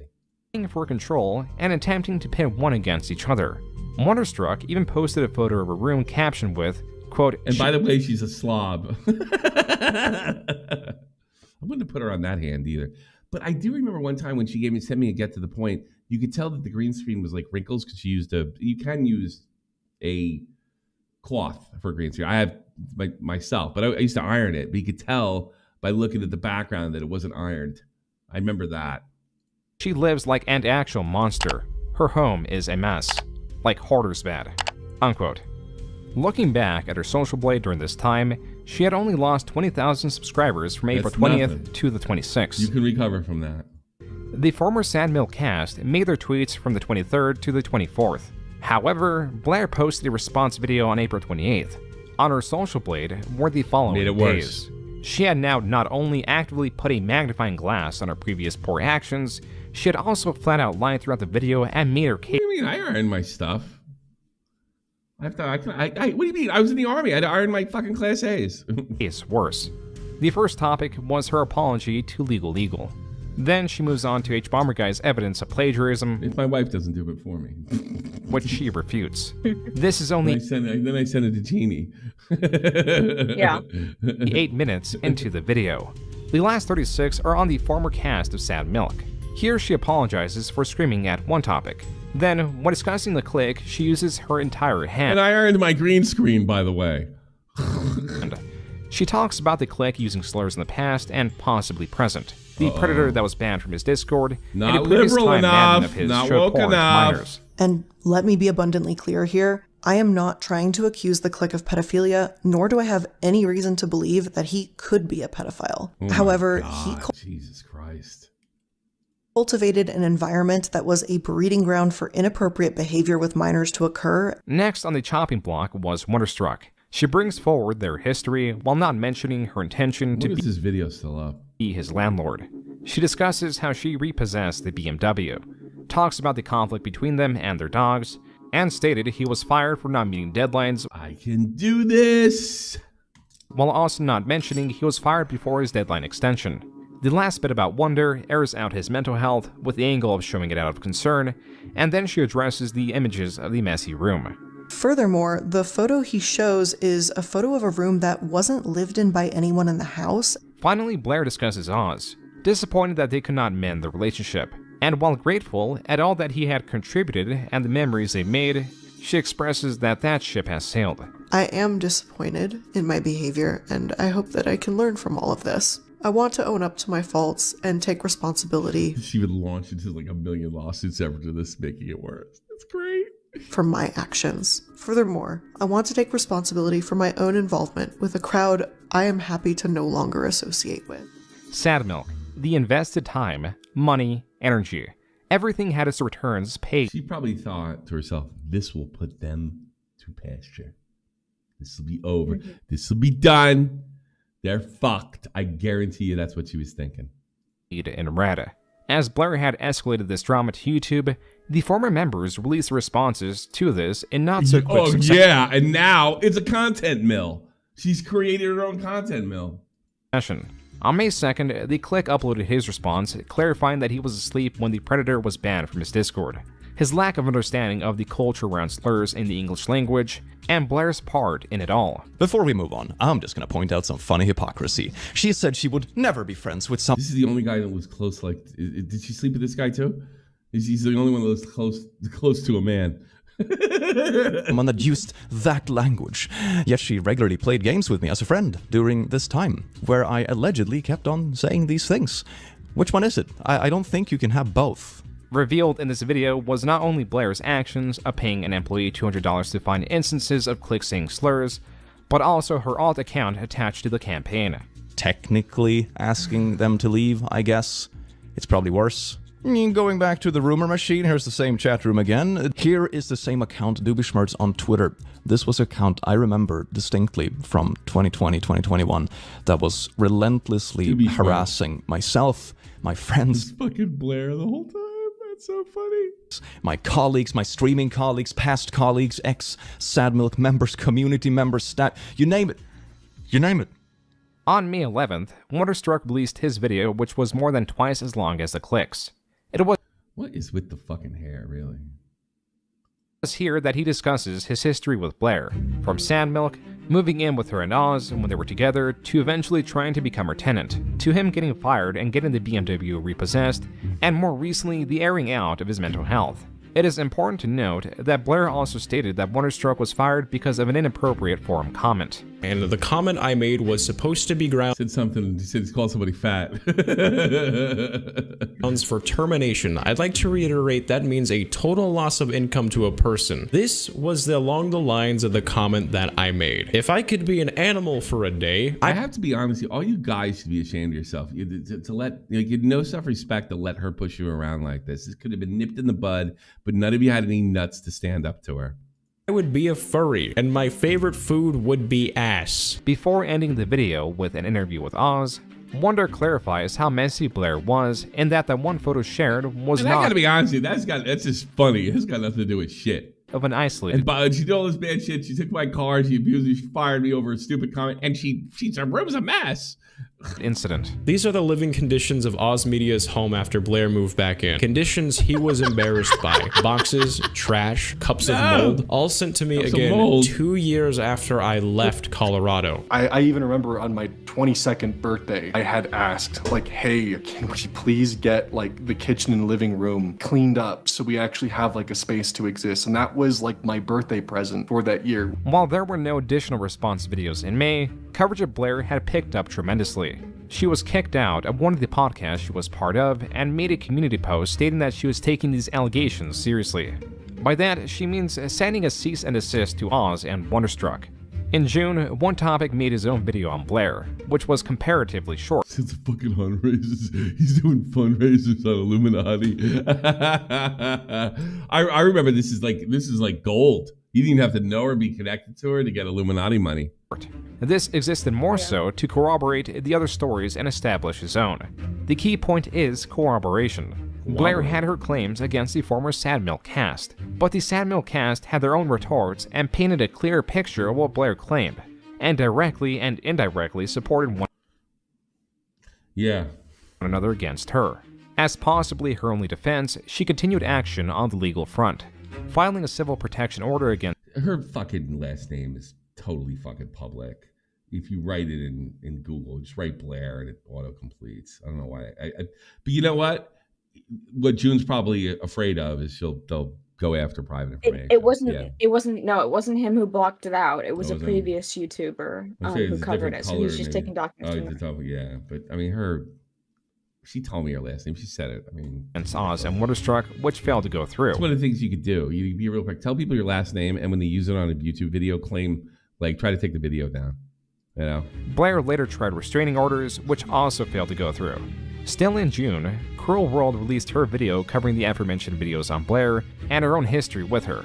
It is difficult to say what action was the most destructive to her viewer base.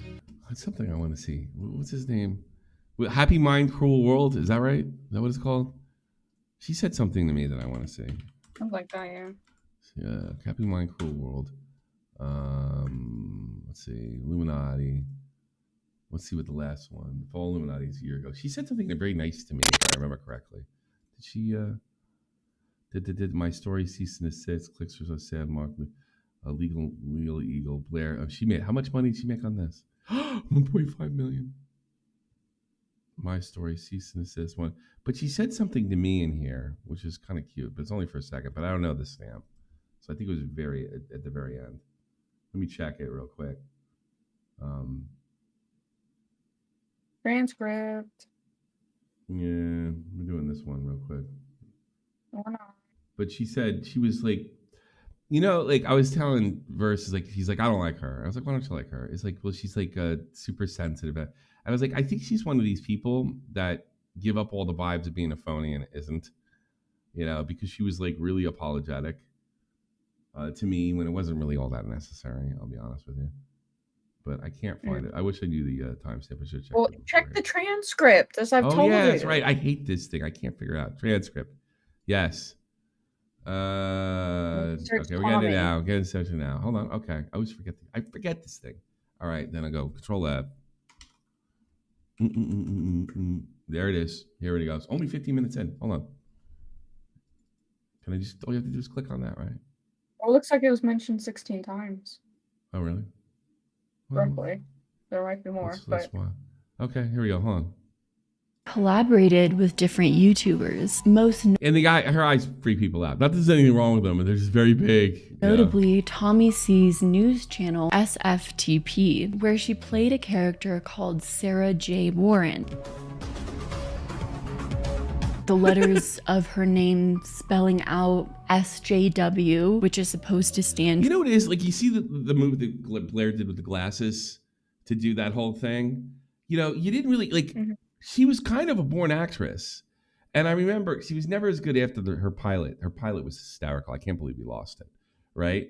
I mean, I think at one point she, like, jumped on the desk and, like, fell off of it or something like that. She did something really great. It was super fucking funny. She beat Nick Diorio out for the part. I don't know if you know that. I chose Nick over. I chose her over Nick. Yeah, I did. And Nick said something really good too. But I got to be honest, Blair's is better. Blair's is better. So I thought, all right. I thought it would be cool that because there's always, whenever you watch the news, there's always a male and a female, right? So I thought that worked better than like two fat guys, you know? Yeah. You know what I mean? But yeah, like she was really funny. And you see with the glasses, like she had, and I bet that frustrated her when she took off on YouTube and she didn't get to use any of those skills that she had. For social justice. Sunscreen was better, yeah, true. Justice warrior, where Blair was supposed to play an over-the-top social justice warrior character on the show to make fun of social justice warriors. Sarah J. Warren is unapologetically feminist, and if they don't like it, then I would love to drink their overprivileged male tears, okay? Which is a stark contrast to the content that Blair makes on her channel today and the podcast she did for the past now she's an SJW. You know, years, the leftist mafia. So for a lot of fans, it was kind of shocking to see her so overtly play a character making fun of social justice warriors. The main takeaway here being, does Illuminati just stand for nothing? Of course. Yes, like most YouTubers. Your views. See, I think like her sensitivity and all that stuff, or empathy and all, I think it's totally fucking on the level. That's the feeling I got. That it's annoying. It might come off as like virtue signaling, but I think she actually feels that way. I think that's like, she's like the real deal. Do you ever meet that one fucking Catholic or Christian that's actually the real deal and practice what they preach? They are out there.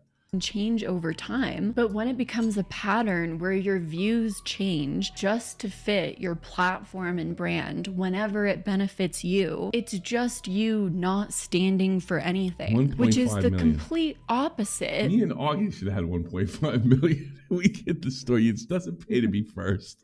Of, I don't know, literally your entire brand and platform and everything I thought Illuminati stood for. Blair was given admin access to Tommy C's news channel, but it was his channel, not Blair's. Basically, Tommy was the owner and Blair was the collaborator. It's been alleged that Blair left the news channel because she got mad at Tommy C for making a fat joke about another news host on the channel. She comes up to me and she goes, Tommy, I have a problem. I had called Rico fat. But on this news channel, Blair also seemingly participated in fat jokes. As much as she, you know, perpetuated the jokes of him being fat, she couldn't handle fat jokes about him. Apparently he's fat. Cut that out. Don't cut it out. Wait a minute. Comrade. Do not cut that out, comrade. Leave that. There she is. Comedy golden, you know it. So it seems like there was this sort of cultural norm of that was the trip. That was the trip. Yeah. Right there. On making fun of everyone, and then all of a sudden You're Illuminati shifty, just decided she didn't agree with one joke and cut everyone off, which I think is a little bit too convenient. I think there was maybe shifty beat popping Mick. A different reason why she left the group. I think she started to decide that she didn't want to be associated anymore with the channel and the character she was playing as she was branching off and rebranding her own personal channel. And it just became a... Well, I remember, that's right. It's just, she, with the Keemstar lawsuit that was coming, she said she had to get rid of that because the Keemstar lawsuit. I was like, I don't think that's going to come up. She did ask me to delete it before, and I said no. She didn't freak out. It's like, I really don't think it's going to come up, Blair. I think it's just going to be whether he defamed you or not. convenient excuse when Tommy C made this fat joke, but that's just my opinion. I think personally, she didn't want her character on this show, which is anti-social justice warrior, coming to light when her main— It wasn't anti, it was just fucking funny. channel starts taking off, because she knew it would likely cause her controversy. And I think that because when she left, not only did Blair disassociate with Tommy C and the entire group, but because she had admin access to Tommy C's channel, she also went into his channel and deleted all of his videos with her in it and with her social justice warrior character in it. But in the meantime, that deleted all of Tommy C's revenue and all of his work. Nah, it wasn't revenue. The channel was long dead by then, in fairness. But I guess she's guessing. It wasn't a big channel that he put in. I'm sure it's an honest mistake, because she thinks I told the fat joke, and I actually didn't. I would have liked to. I wish I for those videos, and she clearly did not care about anyone but herself and protecting. Maybe I should come up with a fucking t-shirt. I haven't made a new t-shirt in a while. Fucking shifty. You still need to bring the sports one back for me. Oh, that's right. Well, talk to me offline. Talk to you offline all the time. Just yell at me then, not during the show. Jesus. Stop hogging. No, I have to. Stop hogging off all the airtime, GD. God, you're fat, with your petty complaints. Booty. Well, I might have to do something about it. Okay. Not thinking that you would delete my videos. Also, I want to note, from the 2 or 3 hour phone call Blair and I had, I remember her saying that mainly Tommy C and Tipster were out to get her, that they make fun of people's weight, and that Tipster making fun of people's weight. Wow, they make it like, Blair, this guy's a fat ass, and the other one's not too skinny either. They want me to call you fat. Constantly mock so her fucking for funny. her weight Yeah, I and called her you fat. appearance, Okay. which I remember feeling really You're a bad fatty, for her fatty. I'm a big fatty. Now send a donation. at the time during our phone call. Something I find really interesting is that throughout Blair's time on YouTube, she's mainly long-term friends with men on the platform. Like initially it was— It's true. It was all guy. She was in the boys club. She made it. She was totally welcome. It's like, it honestly, it used to kind of piss me off when girls would come in, and that's one of an Australian YouTuber that I couldn't stand, and she's saying commentary was a boys club, and I used to piss me off because it just wasn't true. But you did have to be able to hang like the boys, so they're held up to the same standard. Tipster and Tommy C and that whole group, and then it switched to Oz Media, Wonderstruck Guy, and the Milkmen. But at the same time, she doesn't just become friends with these male creators. Blair wants to control and dominate these male creators on the platform. But if any of— She's right, and it just never was going to work with us losers. It's going to work with those losers. these male colleagues that Blair— Twiz, yeah, Red Dog West. Exactly. Twiz would make fucking comments like that. And it really pissed me off because it wasn't fucking true. It's just that there's not as many women that are interested in this shit. But like the guys, there's like a hang standard. You got to be able to hang. Jeannie's done fine. I didn't take. I didn't take you because you actually don't need to interact with real people ever. Because you called Ginny. Because Ginny called you donated $5 because Johnny called you fat. Yes, that's right. So, but it's you got to be able to hang. You can't be overly sensitive. You can't be more like, well, women this and women that. No, you have to be able to hang with the boys. And the boys have to be able to hang with the boys. So it's the same standard. If you're a fucking like slobbering autist like Smaggle Taggle, that'll get them the call. The people might not want to hang out with you. They just want to laugh at you. Worked with, lived with, basically controlled, ever crossed or disobeyed her, they became a part of her alleged hit list that Blair had, and that at one point I was apparently also part of, and will probably become a part of after this video. Anybody criticized it needs to be silenced or put in line or smeared. Where you're her target and she is actively trying to ruin you and your reputation in any way possible. And Blair goes to great lengths to try and take down criticism of her. She's been known to abuse the copyright system to take down critical videos and has even gotten I really don't like the way she does it. That's just a video criticism, right? It's really, I don't like her delivery at all. I just don't like it. I'm not going to dump her. I would probably be I'll be honest with you. I'm totally sweeping for her right now. I'd be a lot crueler, but she was very nice to me and said some nice things, so I'm not going to do it. And I think it's just the way she is. I don't think it's like her trying to be weird or anything. That's just like her. Fan art to get critical videos taken down of her. Now, there was nothing in the video that Blair could copyright strike herself.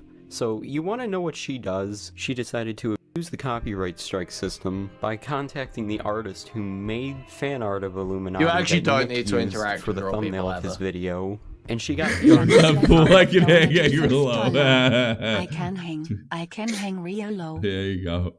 Copyright strike the video and get it taken down. And the way she contacted this artist was just very manipulative because she referred to Nick's channel as a hate channel, and she was just letting this artist know that her work was being used so that way the artist can protect their work. That particular video was uploaded by a person named Nicholas Diorio, and in that particular video he came into an agreement with that artist that if he removed the thumbnail with the fan art, that artist would take down the copyright strike, which makes sense because the art isn't in the video anymore, so legally there is no copyright.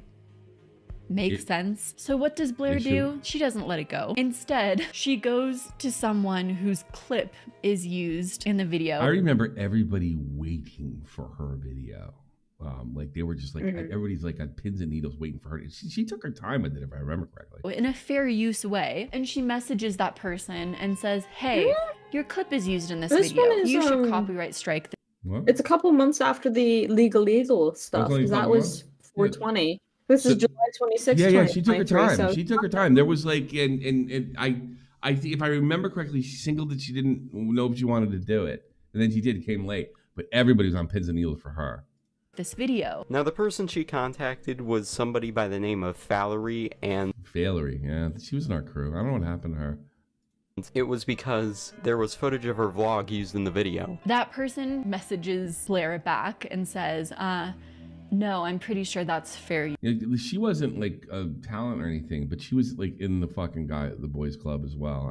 I do think she got in a fight with them. I don't remember the details. It wasn't with me. But I mean, a lot of guys get run out. Ask Rico. So Blair has a little bit of a tendency to be relentless. But it wasn't just Blair's relentless attitude that caused her to go from Sarah J. Warren to Blair's on. There was a tremendous... Yeah, she should have said her fucking full name. I'm going to see something else. Let's see.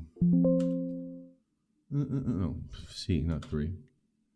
Okay, 15. Let's see, go later.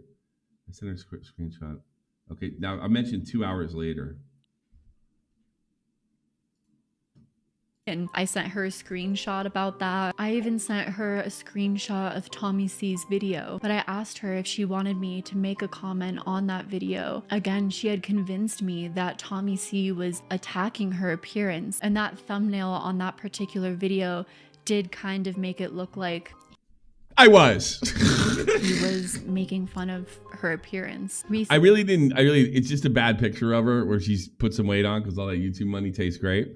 But I really, I was. She's right. Recently, I went through and watched that video. In that particular video, there was nothing bad that Tommy C said about Blair. So again, I think Blair fed me a complete lie in that circumstance, and I empathized with her, felt bad for her because I thought she was being attacked for her appearance by this group of people when it was a complete lie. I want to apologize for Tommy C for thinking that you were going after someone for her appearance for years when that was just a complete lie I was being fed. But I think her trying to be my friend, saying she realized the errors. We were trying to tell her she's not being your friend. Don't get in a car. She's trying to fucking quell this for her own good. It's damage control, but she didn't listen.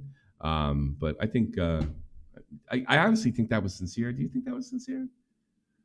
Yeah. Yeah, I thought it No, was. I think yeah. so. The only she stares. I understand the staring, but it's really like whoa. It's not my thing. Her just staring. But I think that's No. just. I think it's just who she is. I don't think it's like a fucking thing, and it works for her. So great. Messaging me in a friendly way was And here's the thing, 100% an act. Blair inspires. Blair inspired her. She really loved Blair. Yeah. You know, I mean, she had such a like impact, but it wasn't enough. So weird. Because a few days after it worked and I had deleted everything, she stopped messaging me completely. Of course. And went on acting like I never existed. Of course. And I think the reason why is she never anticipated that Tipster and other people were going to screen record my video. So thank you. I think she thought she was going to get away with it all and that the entire controversy was going to be deleted forever. And when Tipster and other people reposted it, she realized that she wasn't just going to get away with it. And being pissed off, she just cut contact with me. Yep. Whether it was her video or sending out the cease and desist, whatever it was, viewership fell drastically, down 95% from April 2023 to August of the same year. Within this period, Blair was still posting regularly. From September 16th to August 1st, she earned $2,300. Now, this was not bad compared to your average YouTube channel, until you factor in that a year ago she made $47,000 in the same period last year. Also not mentioned are the employees kept on payroll. This was hardly the only blow to her finances, as the legal fees she would incur would no doubt increase. But there was a solution. She could foreclose on Oz's house to get some of the money owed quicker. This is why on September 16th, 2023, Oz made a video talking about the foreclosure, the GoFundMe to pay for it, and an upcoming video on Blair of sizable length. I've put a lot of things in my life on hold to produce this video. I get the feeling that she knew financial shit a lot better than these dopey guys. Oh yeah. Yeah. Up with nearly 110 pages. They took advantage of their 7 years ignorance. older than this guy. Yeah. Roughly, she's because he's 25 now. So yeah. Of a manuscript which details as much of what I can. And let me tell you something. Converting this monstrosity into a video with its accompanying 5,000 screenshots has been one hell of a monumental task for me, a one-person team to embark on. Though the GoFundMe will surpass the goal of $4,000, it would not be enough for the upcoming lawsuit. Oz was made aware of Blair's legal filings on September 27th. She was suing Oz Media, Wonderstruck, and a different employee known as Felix the Kit Kat, who was paid to dig up dirt on the clique, but also inform the clique of such actions. Though Blair's channel already appeared to be irrecoverable by late 2023, there were two aspects that solidified this. One was the ongoing lawsuit. Where other creators could work their way through controversies, Blair's ongoing lawsuit was a looming reminder of her controversies. One that has the added element of suing the weakest parties in what appears to be an act of revenge rather than redemption. This emphasized redemption. It's like it didn't even make money sense. You got to think about that. There comes a point where suing these people is not worth. Its juice is not worth the squeeze, but she still did it. So that shows you how really crazy she was, because it's like you know cutting off your nose to spite your face. Is the conflicting images of Illuminati, the righteous expose channel, and Blair, the litigious manipulator. The second aspect is more straightforward in the fact that her videos are passable, and once exposed to that fact, it is harder to look at them the same way. It is this feeling and grander concept of plagiarism that I was happy for her this year, but I always thought their videos sucked. I mean, this wasn't my thing, but I don't think they were supposed to be great. I think they were just supposed to make money. H-Bomber Guy Tat. I went with you guys. I do not have a problem with that. I don't care. But you don't get artist points. That's the only thing. In his video, Plagiarism and YouTube. While Blair's section is only around 40 minutes of his nearly 4-hour-long video, it hammers in the issues with Blair's content, demeanor, response video, and the problem with content mills like hers. Blair watched a documentary and then downloaded it and used it to make her own. In the first 20 minutes, she plays a chunk of the documentary. This guy almost got a gay guy to kill himself. He's so fucking good at it. Or just quotes it 25 times. More than once a minute, you're hearing something Brian Deere said from his mouth or hers. That was the same documentary that H-Bomber Guy covered in his video on vaccines, and the one he sourced his tweets towards Blair from. H-Bomber Guy's video sits at 36 million views.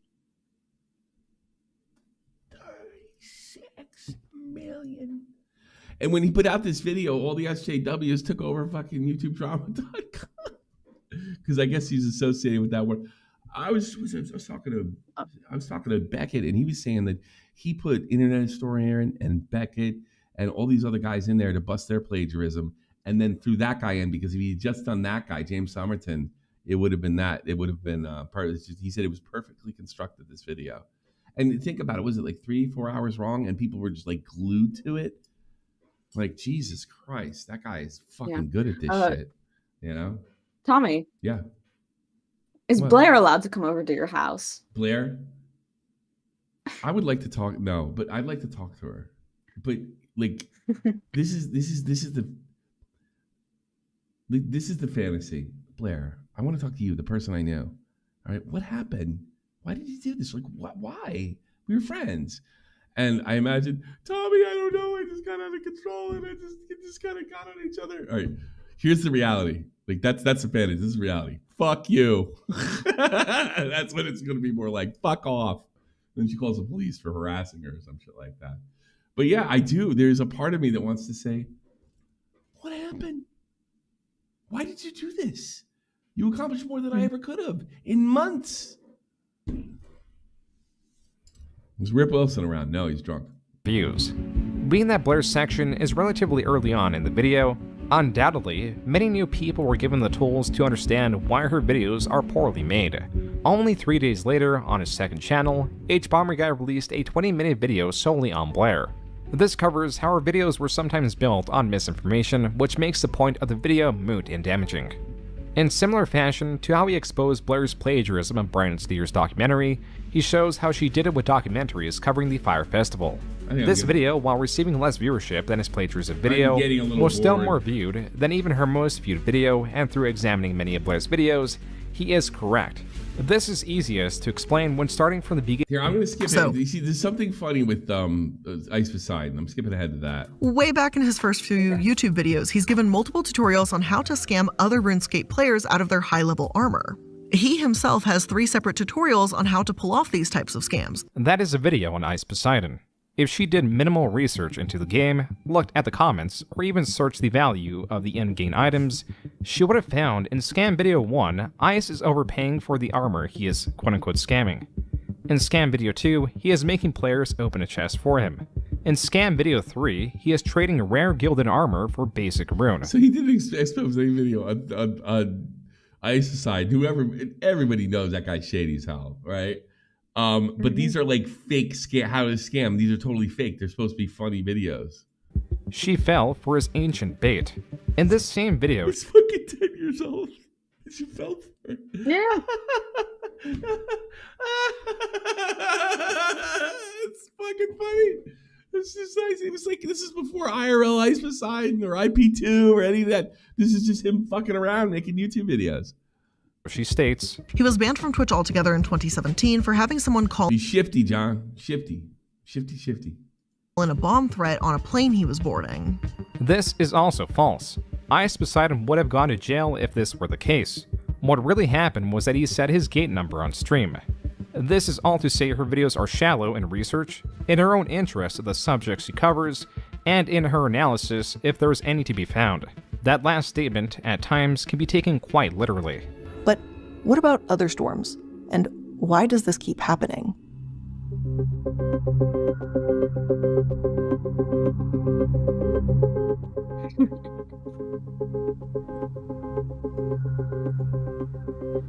In this December 28th, 2023 video that is still up at the time of writing, Blair's narration cuts out for 5 minutes as HBomberGuy pointed out on his Twitter. Past December 2023, her channel would hit a new viewership low. Her monthly views were dipping below 200,000. A year prior, if a single video only got 200,000, it would be considered a failure. While one can attribute HBomberGuy to this decrease, Blair only uploaded 5 videos in 2024, which is the more likely cause to this steep decline. With her channel now dead, the only evidence of her existence online would be the ongoing lawsuit.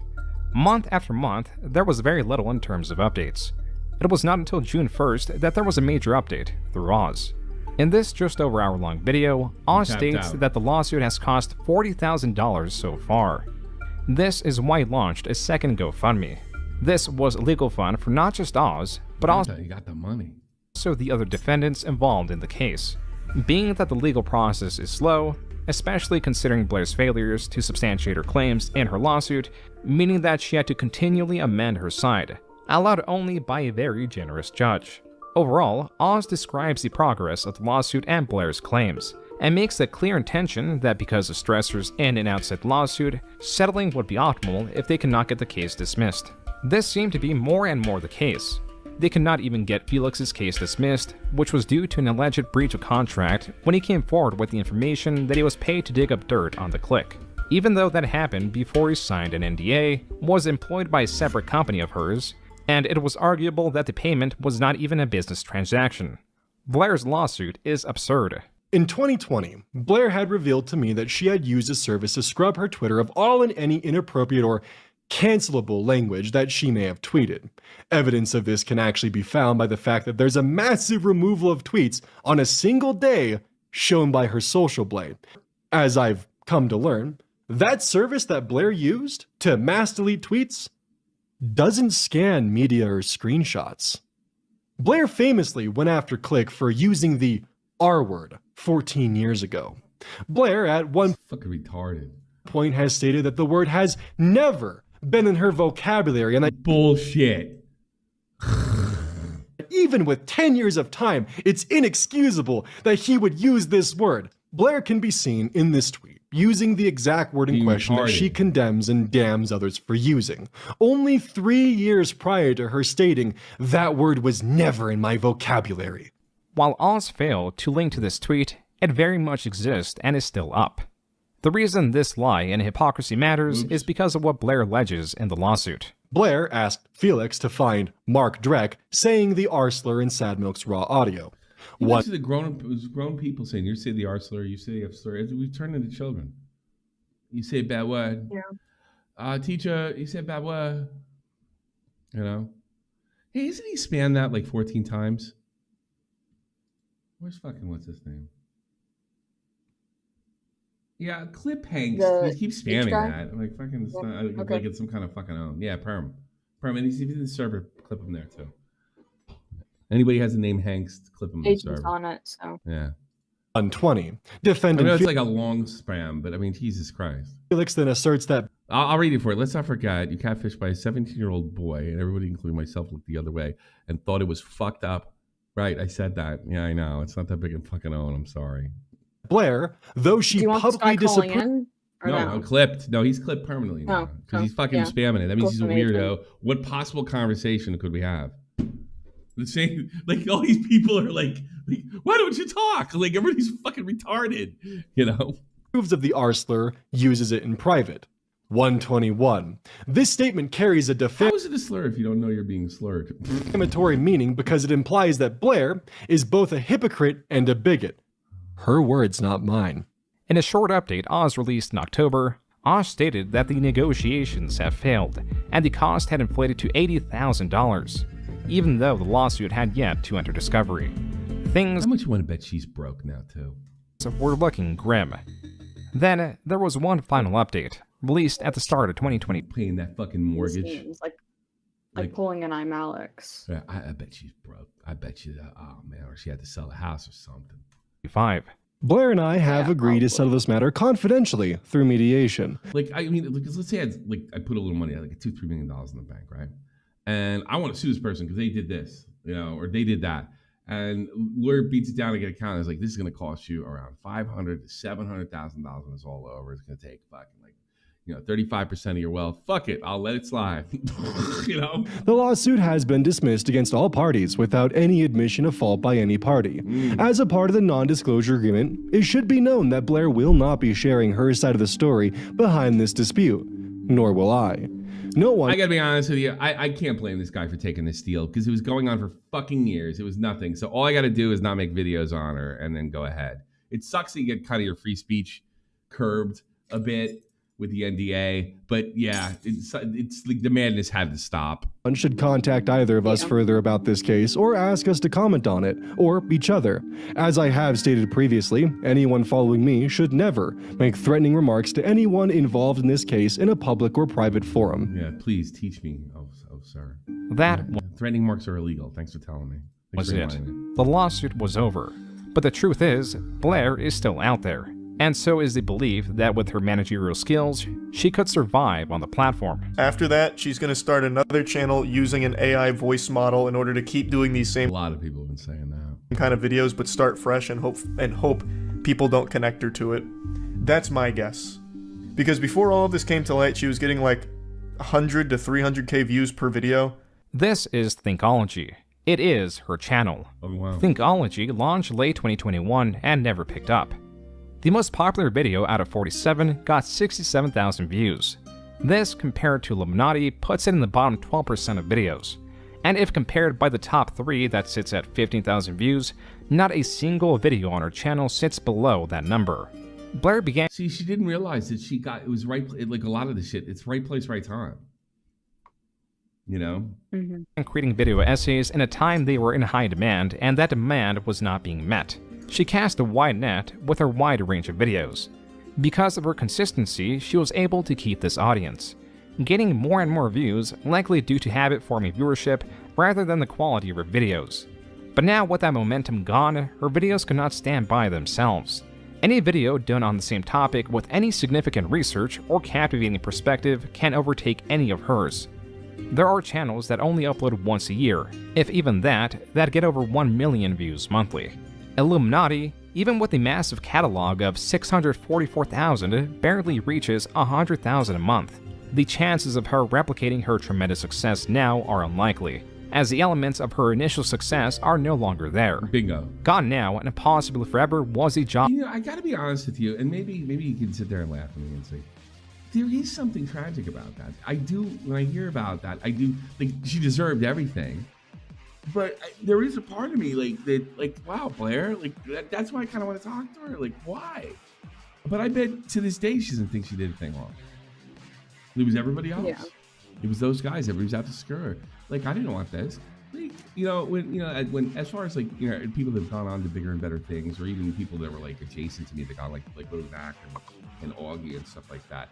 Like, it was always like super great to watch them. And Illuminaughtii was like at one time like, I was the most proud about her because she was outgrowing everybody. It was 1.7 million. Like, Nick's really good, but he's probably not going to hit 1 million, with the type of content that he does. You need him in 1 million to make money. But I mean, it's amazing to me that, like people that come to Shopping Point, they become doctors, got married, started businesses. I mean, Jeff owned his own house before he was 30. You like all these like fucking really cool things, and some people became YouTubers, and I feel great about that. That was like a good thing. I hope you guys all grow up and you remember my fat ass when I'm dead. But I just it's too bad that I can't feel that way about Blair. It just sucks.